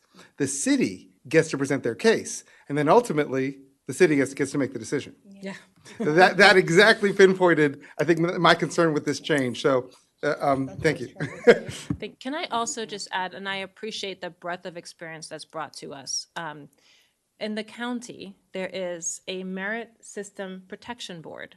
Do you have any information about that? And because it sounds like grievances can be brought to the Merit System Protection Board. They listen to cases and also can weigh in as well. So do you have any information about that, or does anyone have any information about the Merit System Protection Board? Yeah, other than, very, very little information. I was formerly employed by Montgomery County, so the Merit System Protection Board does hear grievances. The types of grievances and what that process looks like, I am not familiar with. Okay, but it does sound like there is an appeals board that has similar powers to our current one, or even, not quite like Gaithersburg, but more powers as to what we currently have versus what we're proposing to have. Okay. Councilman Fulton, did you have a hand up? Yeah, maybe. So you said one of the things I wanted to explore a little bit, because I wanted to make sure I understood. If the question is, does a city employee have the ability to get a third-party arbiter of employment decision? The answer to that question is yes, regardless of the change we make here. Because to your point, there's a multitude of ways. And I don't even know how it works here, but isn't there also like an AEO route too? Like there's a lot of different ways you could go. I will say, for what it's worth, I am a labor and employment attorney. So I've litigated before the MSPB before. Merit Systems Protection Board. I get how this works, and I also get that there's a lot of different models to it. The model that's being proposed here, I think the city manager said it well. It's like there is value in an uninterested third party rendering a view as to the facts of what occurred. Which actually makes me ask this question. Are the findings of fact binding?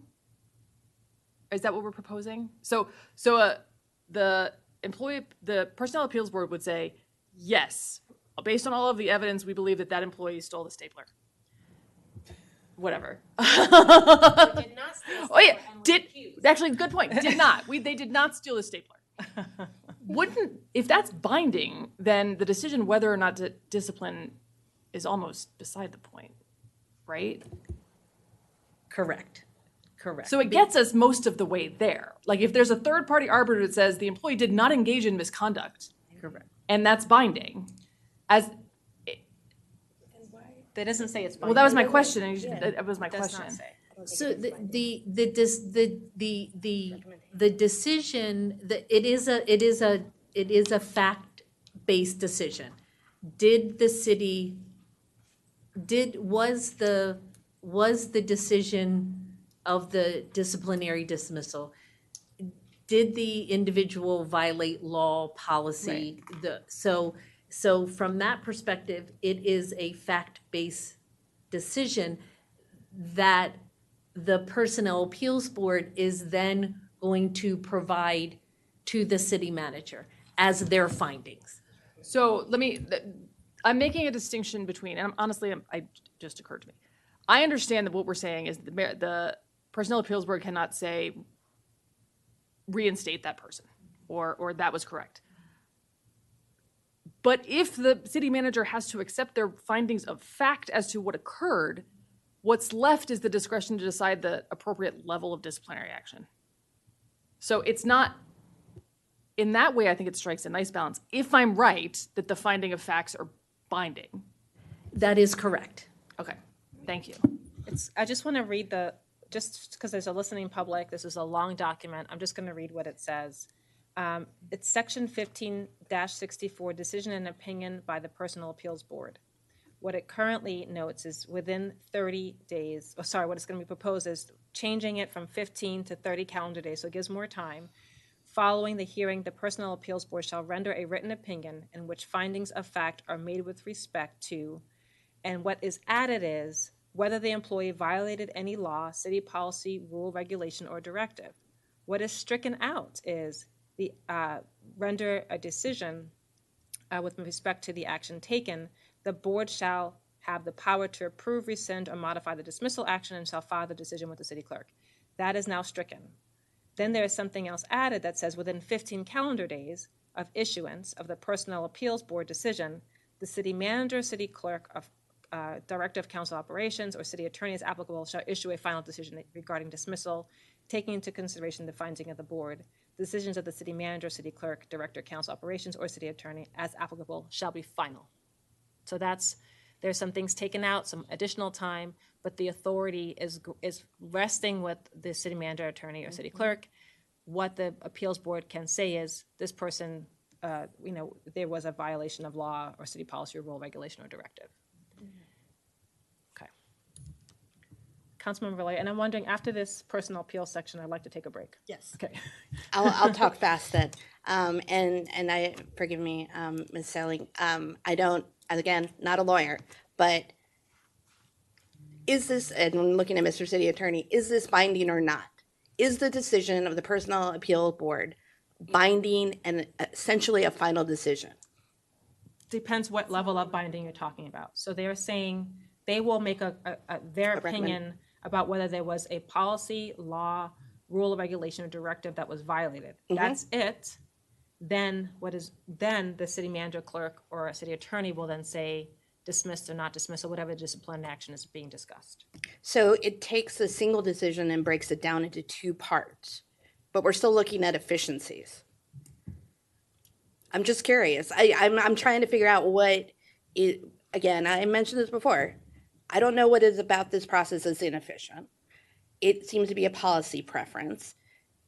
It seems to be working right now. I don't know why we're really having this conversation.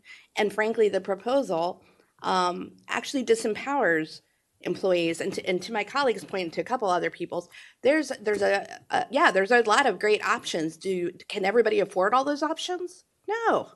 If I could not afford to outsource, I would love to hire Councilmember Fulton to be my employment lawyer, but I couldn't, no offense, I couldn't afford her. So really the Personnel Appeals Board is like a really good way to an equitable independent body. If I'm not unionized, I got my union. if I was unionized, or if I was police, that's a whole different process as well. But let's just say I'm an administrative specialist coordinator, and I can't afford a lawyer. So essentially, you're even taking away some of the more accessible means of coming forward with a grievance, unless I find someone that's going to work pro bono. So yeah, I have a lot of challenges with this, and I want to thank also the two lawyerly people on on the council. That has been extremely helpful, and you have both made points that have really gelled in my brain. And the non-lawyer folks too. And the non-lawyer, yes, no. But I just want Who to raised this in the first exactly, no. I appreciate both the lawyer and the non-lawyer folks, and none of the wonderful lawyer folks, including Ms. Walters, who's listening in, and hopefully somebody got in trouble. Yeah, no, I appreciate it. I just, in terms of Councilmember Valeri, I could actually add in something. When you talk about what's accessible, the grievance process is a process that is done without an attorney. People are free to bring their own case to the department director, as well as the city manager, the city attorney, or the city clerk. So it's only at the Personnel Appeals Board. Now, we would welcome an attorney if they can afford one and they want one, but that is not necessary for a grievance. And candidly, at the Personnel Appeals Board, that's the only time when it's likely that they're going to do a de novo case. They're going to bring their case. They're going to have an attorney. We're going to present something on behalf of the city attorney's office, on behalf of the city. We're going to present our case. So, I mean, I think that this has been pretty accessible. Let me also just say that, honestly, there hasn't been a case that has been brought to the Personnel Appeals Board in many years. We've come very close, but not in many years. I mean, Well, I will say that is true, but it also has influenced settlements and non-settlements. So with potentially before it went. So just to be transparent, would there have been the settlements if they were not going to the Personnel Appeals Board? I think that's something to consider. I think that's a really good point, and thank you, Ms. Walters, for the clarification, and also just kind of solidifies in my mind, it's not broken, so why are we trying to fix it? I think as it stands right now is perfectly fine and is working, insofar as I can tell. Thank you, Councilmember Jackson, and then I want to pause and see if Councilmember Miles or Councilmember Shaw have any questions. Thank you, Mayor. I'm just curious, Jeff, Mr. City Manager, could you restate again the process and especially about the appeals board? I'm curious, you were describing them as lay people, and so can you maybe expand on that? The Personnel Appeals Board, there are no specific qualifications that they have to be an HR professional, the attorney, et cetera. So they could be lay people, and they're appointed by mayor and council. So that's all I was saying, right? But I do agree, and a couple of you referenced it before, disinterested folks that just want to make a good evaluation of all the evidence and make a recommendation. I think there's a lot of value to that. So, but you don't want them to make the final decision. So I think Councilmember Fulton was nibbling on it right there, and I really want them to consider all the evidence, just like I would, and then give me their opinion very specifically. Yes, they broke the law, or no, they didn't. Yes, they broke the policy of the city, or not. And after doing all that fact-finding, they give us the finding of facts, they did or they did not. It'd be really hard for any one of the three of us to overturn that if there's a violation. The challenge is really, in my opinion, what level then of discipline should we employ? And that's where I think some discretion needs to come back to one of the three appointeds.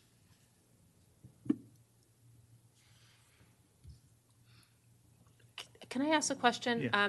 The comment, I sent some questions about, do we have anything in writing from the unions, or I know that you said you discussed with them, but this is a major change. And I'm wondering if we could get something in writing from the unions to just confirm that they're good with this, as well as the Personal Appeals Board? We had conversations, just for the body, we had conversations with AFSCME and AAME, and I did receive a detailed email from AAME. I'm happy to share that with council. That would be so super helpful for our consideration. Dr. Miles, do you have any questions on this?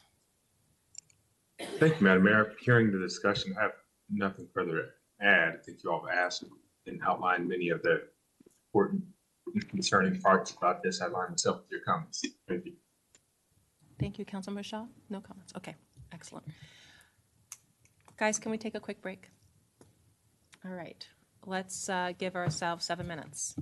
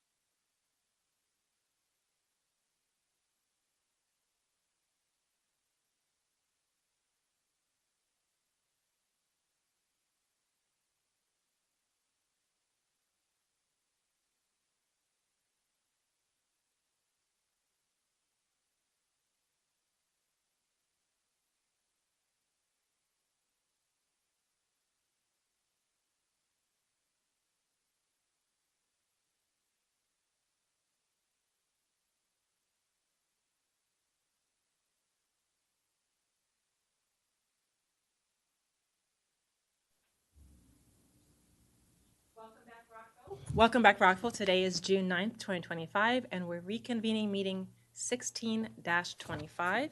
We are in the middle of a discussion about the personnel policy manual and some of the changes. We just finished talking about some items related to the Personnel Appeals Board. Colleagues, I just wanted to do a temperature check. Would you like to pause on the Personnel Appeals Board, given some of the questions we have? Do you have a direction of make the change, stay as is? Or move in another direction? Just want to see where you all are headed. Councilman Valeri.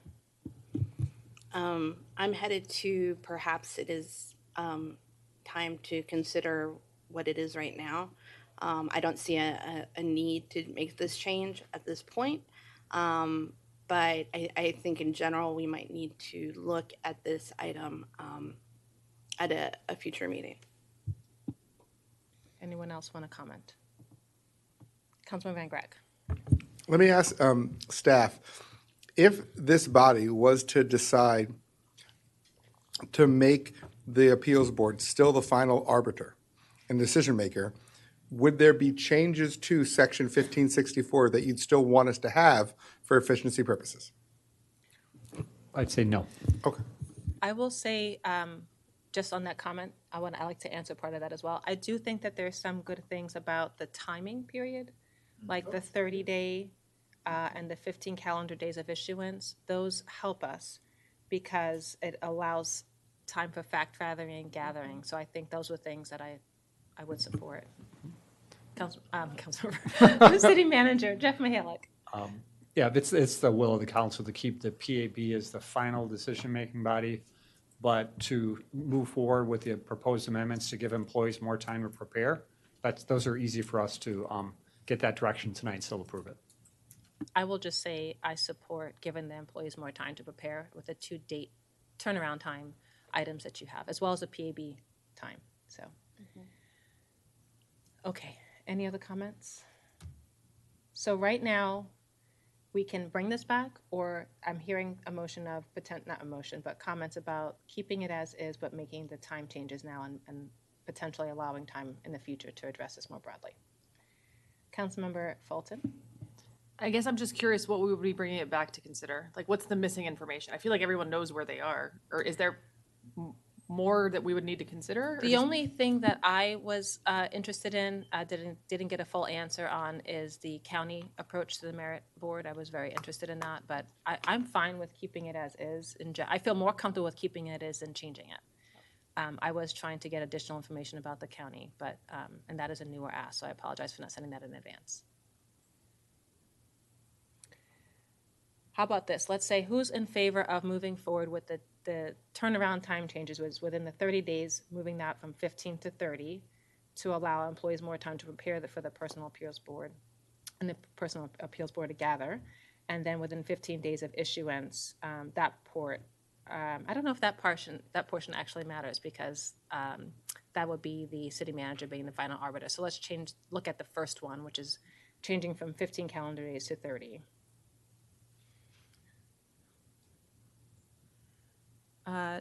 Dr. Miles, do you have a comment or thought on this one? Or No, I associate myself with. Okay, go ahead. I'm sorry. Go ahead. You have the floor. Thank you, Madam Mayor. No, I associate myself with your comments on this one. Thank you. Okay, so for now, this is the only change we're making. Okay. All right. Other sections, I have a few, but I want to see if anyone else has comments.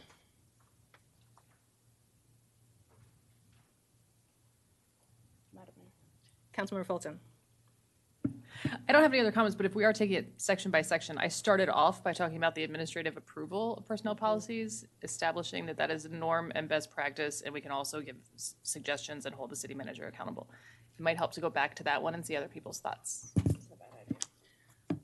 Thank you. I take everything that takes authority away from the mayor and council very seriously, and I'm concerned about that, especially with it not noting that the city manager would be sharing with us any updates as we had, potentially discussed. So I know that he said he would potentially come back to us on that, on the suggestion on how you could share updates with us on how the changes as they're made. In other kinds of authority transfers, we did have in writing that there would be a reporting to the mayor and council. Councilman Van Grack. I was going to say that I actually agree with the thoughts of the Councilmember Fulton and the mayor said. I understand there's the valid reasons for efficiencies purposes. That being said, I do think the mayor and council should be aware if anything's done to the extent that there needs to be changes. So I would support the removal, but also with an addition to note when any changes do occur.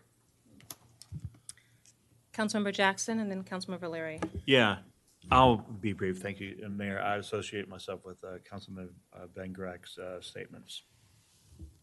Councilmember Leary.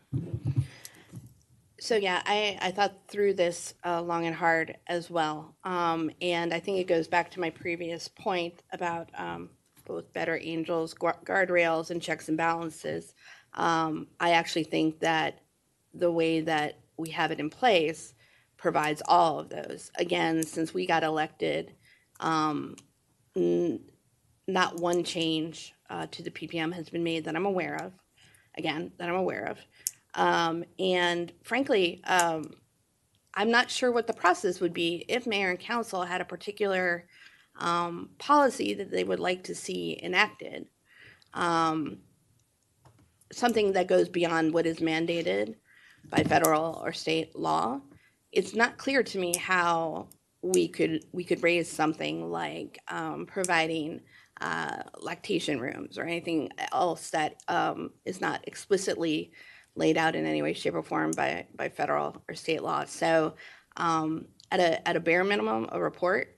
But ultimately, I would like to see a way that if there is a new item that we could do better on, and it's possible, and it has no huge financial fiscal impact. I would be curious in knowing that, because again, and this is nothing against our current Mr. City Manager, many years down the road, we don't know what we'll be looking at, and codifying these sort of things to have the mayor and council be the final decision maker does afford accountability and frankly transparency as well, because we do know that many people, including employees, watch our meetings. I don't know why, but I'm kidding. No, they watch, and so the kind of deliberations that they're listening to here, they would then not be able to see those kind of deliberations if it is behind the closed door of the city manager at that time. So in order for it to be a transparent, accountable process, well-informed, I do not support taking this particular power away from mayor and council.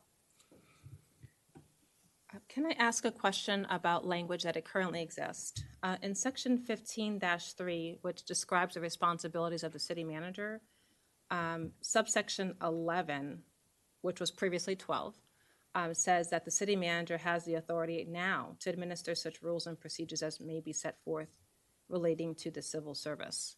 So it already gives authority for certain levels of policy, of guidelines for our employee actions, although the mayor and council in the current code also has the ability to weigh in specifically on personnel, bigger personnel policies. So I think the original code was trying to intend that mayor and council be involved in overarching major policies that maybe have budget impact, ability to deliver, and it contemplated the city manager having certain level of rules and procedures. Mm-hmm. So, but somehow they got meshed into one. Agreed. It's what it seems like, but I just wanted to see if you have any background on that. I do. So the way I read that actually is that the mayor and council amend, change, modify the personnel policy procedures in the city manager's office, carries it out. That's how I read that. Mm-hmm. Can I go back, Mayor, and just address a couple of comments I heard earlier? You guys regularly provide me with suggestions, ideas, thoughts on initiatives, operational matters, personal policies, et cetera, and I will always be receptive to that. I think that's good governance for you guys to do that. If you guys want to come up with a new program or initiative that does have a direct impact on the personal policy procedures, we'll do what we always do. Well, what are the options? What do we see as the pros and cons? What are the costs? And if you guys say, let's do that, then we'll go ahead and do it. And we'll likely have to do a budget amendment, put it in the budget, maybe do a personal policy, PPM adjustment, hire new people, et cetera. But the PPM portion, I think sometimes just gets in the way. Those are really administrative. But if you guys want to do a program, we'll do it like we have been for the past years. Is I'll listen to all of you guys and see what we can do to make the program happen. The PPM piece is just the smallest piece of all that. And in regarding just transparency of when we make an amendment to the PPMs, we would absolutely let you guys know even before we do it, not after we do it. I'm happy to do that. So that's interesting because what's stricken is number 9 of that very section I just raised, establishing a proposal for approval by the mayor and council policies and procedures, implementing this chapter and policies of the mayor and council and otherwise governing personnel matters and employment with the city. A summary of any proposed personnel policies and procedures and any amendments here too shall be transmitted to the mayor and council. If within 45 days of said transmittal, no action is taken by the mayor and council to formally consider the proposal, your proposed changes automatically go into effect.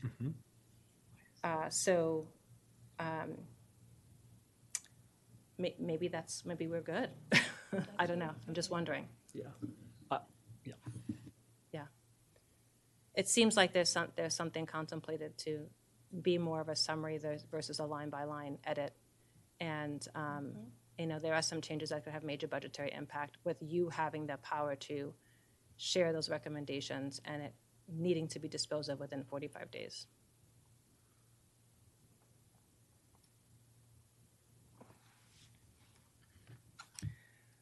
Any other comments or questions on this? Okay. Councilmember Fulton. Just harkening back to sort of the efficiency conversation, my colleague referenced the city of Gaithersburg policies on personnel and how they're efficient and a well-run city. I will note that the city of Gaithersburg very clearly in their code gives the city manager all of the authority for implementing all personnel matters. Never said they were perfect. Well, they're not Councilmember Valeri, sorry. I just want to go on the record. I never said they were perfect, but no, no, I appreciate it, and I would probably think through this change probably more if we were looking at agendas that were full of suggestions by this body, make this change. But again, are we looking for a solution in need of a problem? And again, what maybe people had experienced in other jurisdictions while fully informing this, if it's not broke, I don't know why we're putting the energy into fixing it.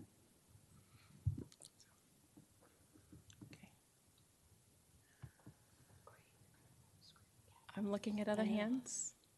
Do you want more? I'm just gonna maybe come back to this. It sounds like people are still thinking, or it feels like people are still thinking. I'll move to another section unless anyone wants to specifically come out and make comments on this section. Okay. I wanted to ask the question about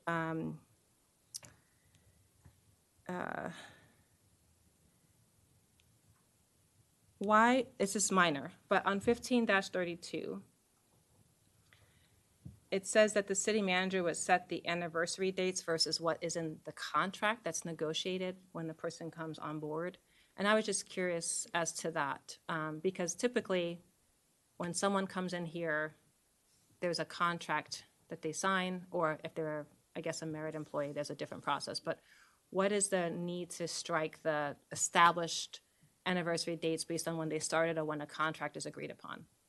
And also, I just want to note, this is another situation where the city attorney has employees that he manages, the city clerk has employees that she manages. So what's the intent of this one?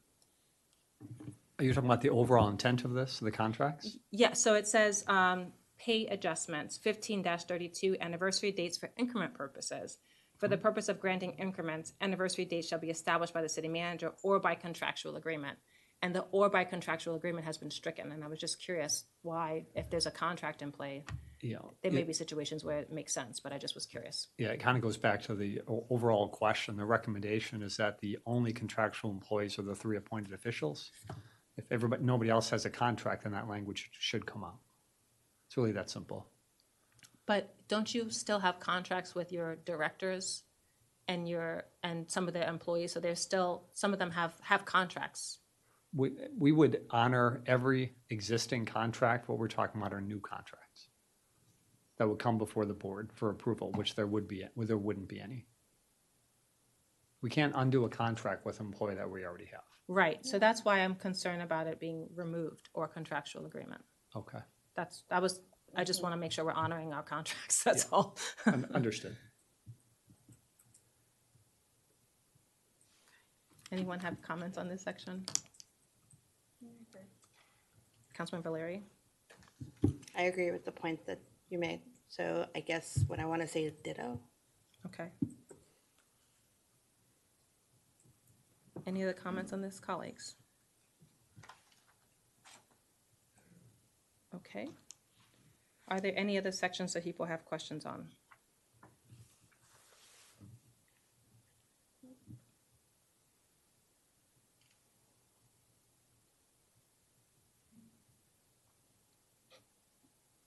I'm looking at my notes as well as people are looking at theirs.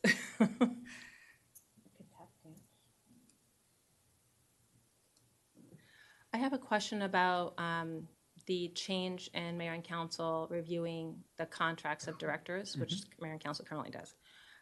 Would that also change whether mayor and council review settlement agreements? No, it would not. Okay, so we would still be able to see settlement agreements? Correct. Okay.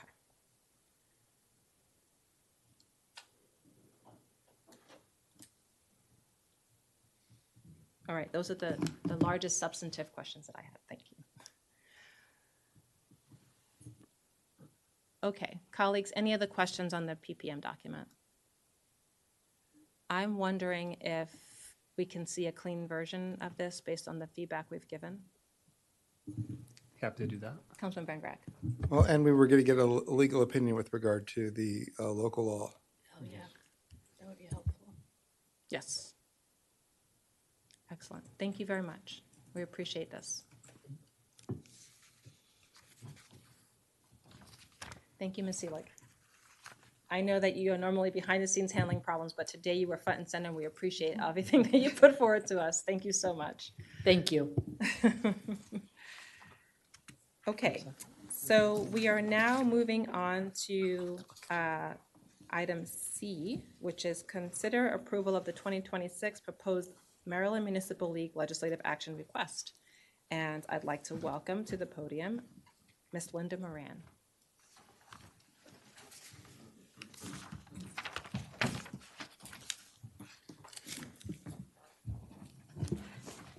Good evening, Madam Mayor, members of the council. Given the later hour, we're going to make this presentation brief. Tonight is the Mayor and Council's discussion of proposed MML 2026 legislative action requests. Each year, the Maryland Municipal League invites its membership to submit up to 3 proposed priorities for submittal for consideration in its priority program. Staff has outlined 4 recommended priorities for the Mayor and Council's consideration regarding admissions and amusement tax legislation, statewide stop sign monitoring legislation in school zones, preserving and protecting municipal highway user revenue and police aid, and regional transportation authorities legislation. Staff recommends that the Mayor and Council discuss and approve 3 MML legislative action requests and authorize staff to submit it by the July 1st deadline. All of the recommended MML legislative action requests align with Mayor and Council priorities and legislation that the Mayor and Council previously passed.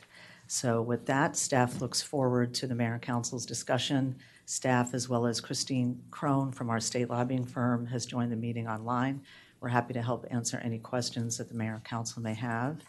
And we look forward to the discussion, and we'll turn it back over to you, Madam Mayor. Thank you. Thank you. Can you clarify the number that we're allowed to submit? Sure. Each municipality can submit up to 3 MML legislative action requests. So there are 4 in your briefing packet. If the Mayor and Council support all 4, what staff would recommend is that the Mayor and Council include it on Rockville's 2026 Comprehensive State Legislative Priorities Program, and we anticipate that discussion to occur this fall. Thank you. I was making a long list and I said, it can't go that big. So, but just also for the listening public, this is just what we submit to MML. We will still have priorities that may be a longer list that we'll submit to our state legislators. Now, what I'm hearing is that everything is going earlier than before. And so if we are going to submit to the state, we should submit sooner as well. Because they're percolating over the summertime. By the fall, they're writing and submitting bills. So I just wanted to maybe get us to do a little bit earlier than we have in the past. I know every year we've been moving early, but also every year the state legislators are moving earlier and earlier. And I will also note that I checked in with some of our D17 members, and they appreciated when we did the legislative bond initiatives by September, October. I want to propose that as well. Colleagues, any comments or questions about what is proposed? Councilmember Valeri. First off, thank you as always to Linda and to, Ms. Moran. I pulled a Councilmember Jackson there. I appreciate all the work that goes into pulling these things together, and it's really helpful to put forward the list for us to consider. Did we testify on each of these items? I cannot for the life of me remember if we testified on number 1, the admissions and amusement tax legislation. Does anybody remember? I'm trying to remember that I don't think we did this last session, but Ms. Moran, please.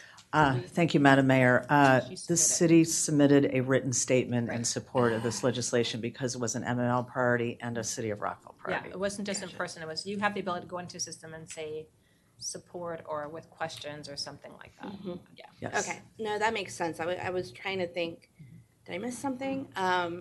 But of the four, from my perspective, number 2, 3, and 4 would be my top priorities. The highway user revenues are the highway user revenues are key, and losing that would make a big difference. 2, on the stop sign monitoring systems, I think, I don't know, in the last 2 months, I've heard from tons of people who are noting that people are not stopping at stop signs. Seen it firsthand myself and my son as well when he's walking to and from school. So I think I agree that it should expand beyond Baltimore and Tacoma Park. Little disconcerting that that's the only places that get it for now, but let's fund it for everywhere. And then number 4, the Regional Transportation Authorities legislation. I have had an opportunity to talk to our D17 delegate Spiegel about this, and I think it makes sense to support this as well, and it makes sense for Rockville to do so. Thank you. I know that HUR is constant, so I feel like that's a given. I don't see anyone against that one, but I think that is an important revenue source from the city, and it's always on the chopping block. To me, that's a yes. I support what you have here and appreciate the work that went into it. I had a question about statewide stop signs. So right now, we can't issue citations. However, I've heard of some municipalities who are using it as a prevention tool, like they're not giving citations, but they're just tracking to see how many people are blowing stop signs, and some are just tracking, some are just saying, hey, we see you blew a stop sign, and it's kind of helping people to be more aware. Mm-hmm. Some people, do the quick, not real stop, but people have different ideas of what stopping at a stop sign is. So I was just curious, is it possible to learn more about, we can't give citations, but could we look at a pilot program that just looks at the prevention aspect of it? We can. We could certainly look at it next year, sure. Okay, I'm just trying to think through the manpower, et cetera. Yeah, Maybe I know it's not in immediately, our but- budget for Yep. this coming year, but I kind of just want to understand what is possible. Sure. And what are other jurisdictions learning from this? Because I too, just today received a concern about someone who said, their actually car was hit. Someone flew through the stop sign, hit their car. So there's a lot of near misses and issues. So I'm just trying to find a way that gets at the problem in a prevention perspective, but may not be punitive yet. Yeah, I'll just share quickly. We're like this close to being fully staffed from the police department, by the way. Then we're going to have some additional shifts and patrols, and one of them is going to be traffic enforcement. I just can't give you a date right now, but Mayor, that's exactly what we plan to do, and just be more directed, active patrols with a lot of goal of not only enforcement but education. Writing tickets is the last thing, but you're right. If we collect some data, then people will learn to hopefully stop at those stop signs as they should. Yeah, and I think some jurisdictions are not necessarily using man or woman power, for example, but they're using a monitoring technology that actually just spits out from a data perspective. Agreed. So that's just something that I'm curious to learn more about. I know we're not budgeted for that, but I think that's worth exploring. Councilman Valeri.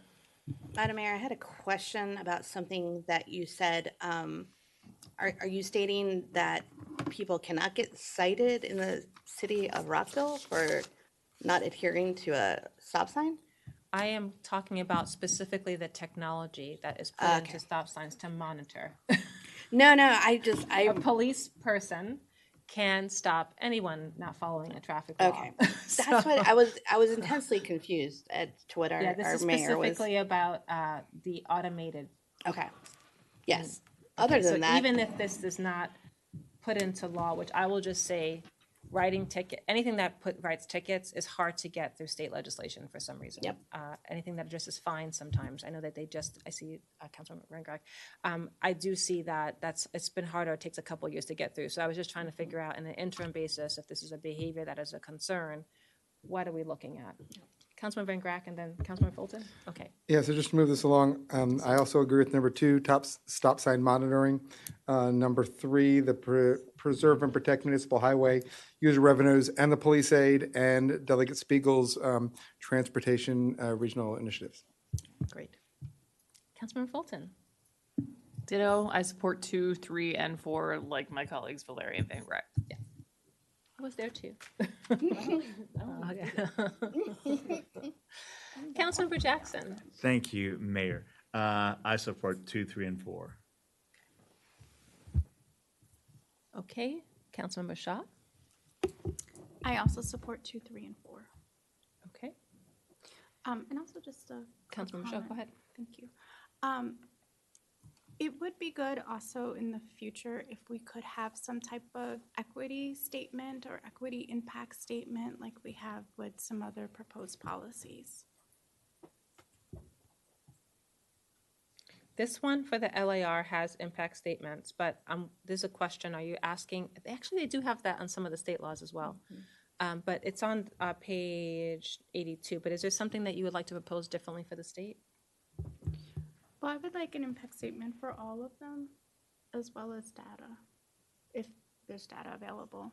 Okay, yeah. And this is just a general comment. Yes, sounds good. For this particular one, just a note on, there is some level of attempt to try that for the pieces here, and appreciate staff's efforts on that.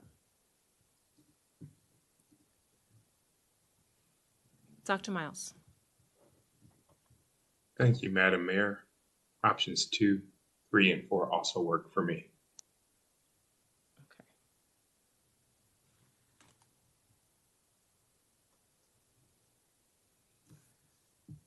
Okay, so I think you have your answers. I know, when will we get the ones to give to our legislators? Because I know that there are things that this body has talked about, like good cause, senior tax credit,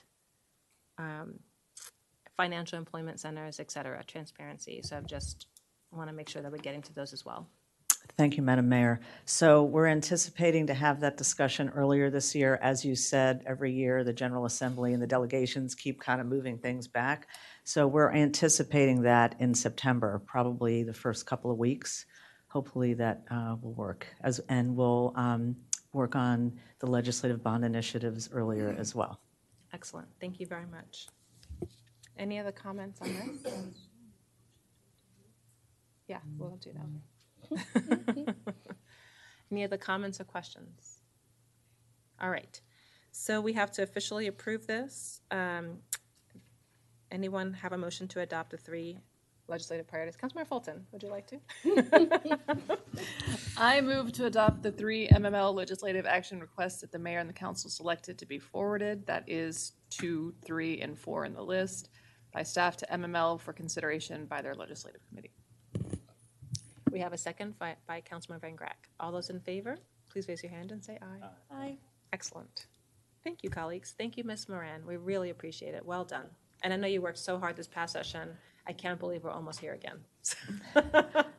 Thank you so much. It's a pleasure. Excellent. Thank you.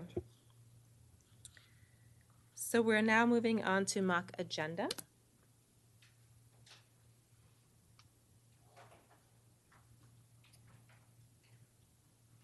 Does anyone have any comments?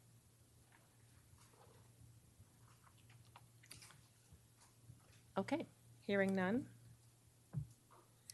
I will just note that we have shared this in the leadership planning team meeting, but we're looking to get the Morguard agreement done in a timely fashion because that it may be expiring very soon, and that the city manager and team are working with Morguard to get that to us for approval. So that may be showing up very soon. Old new business. Anyone would like to adjourn? I didn't see any hand.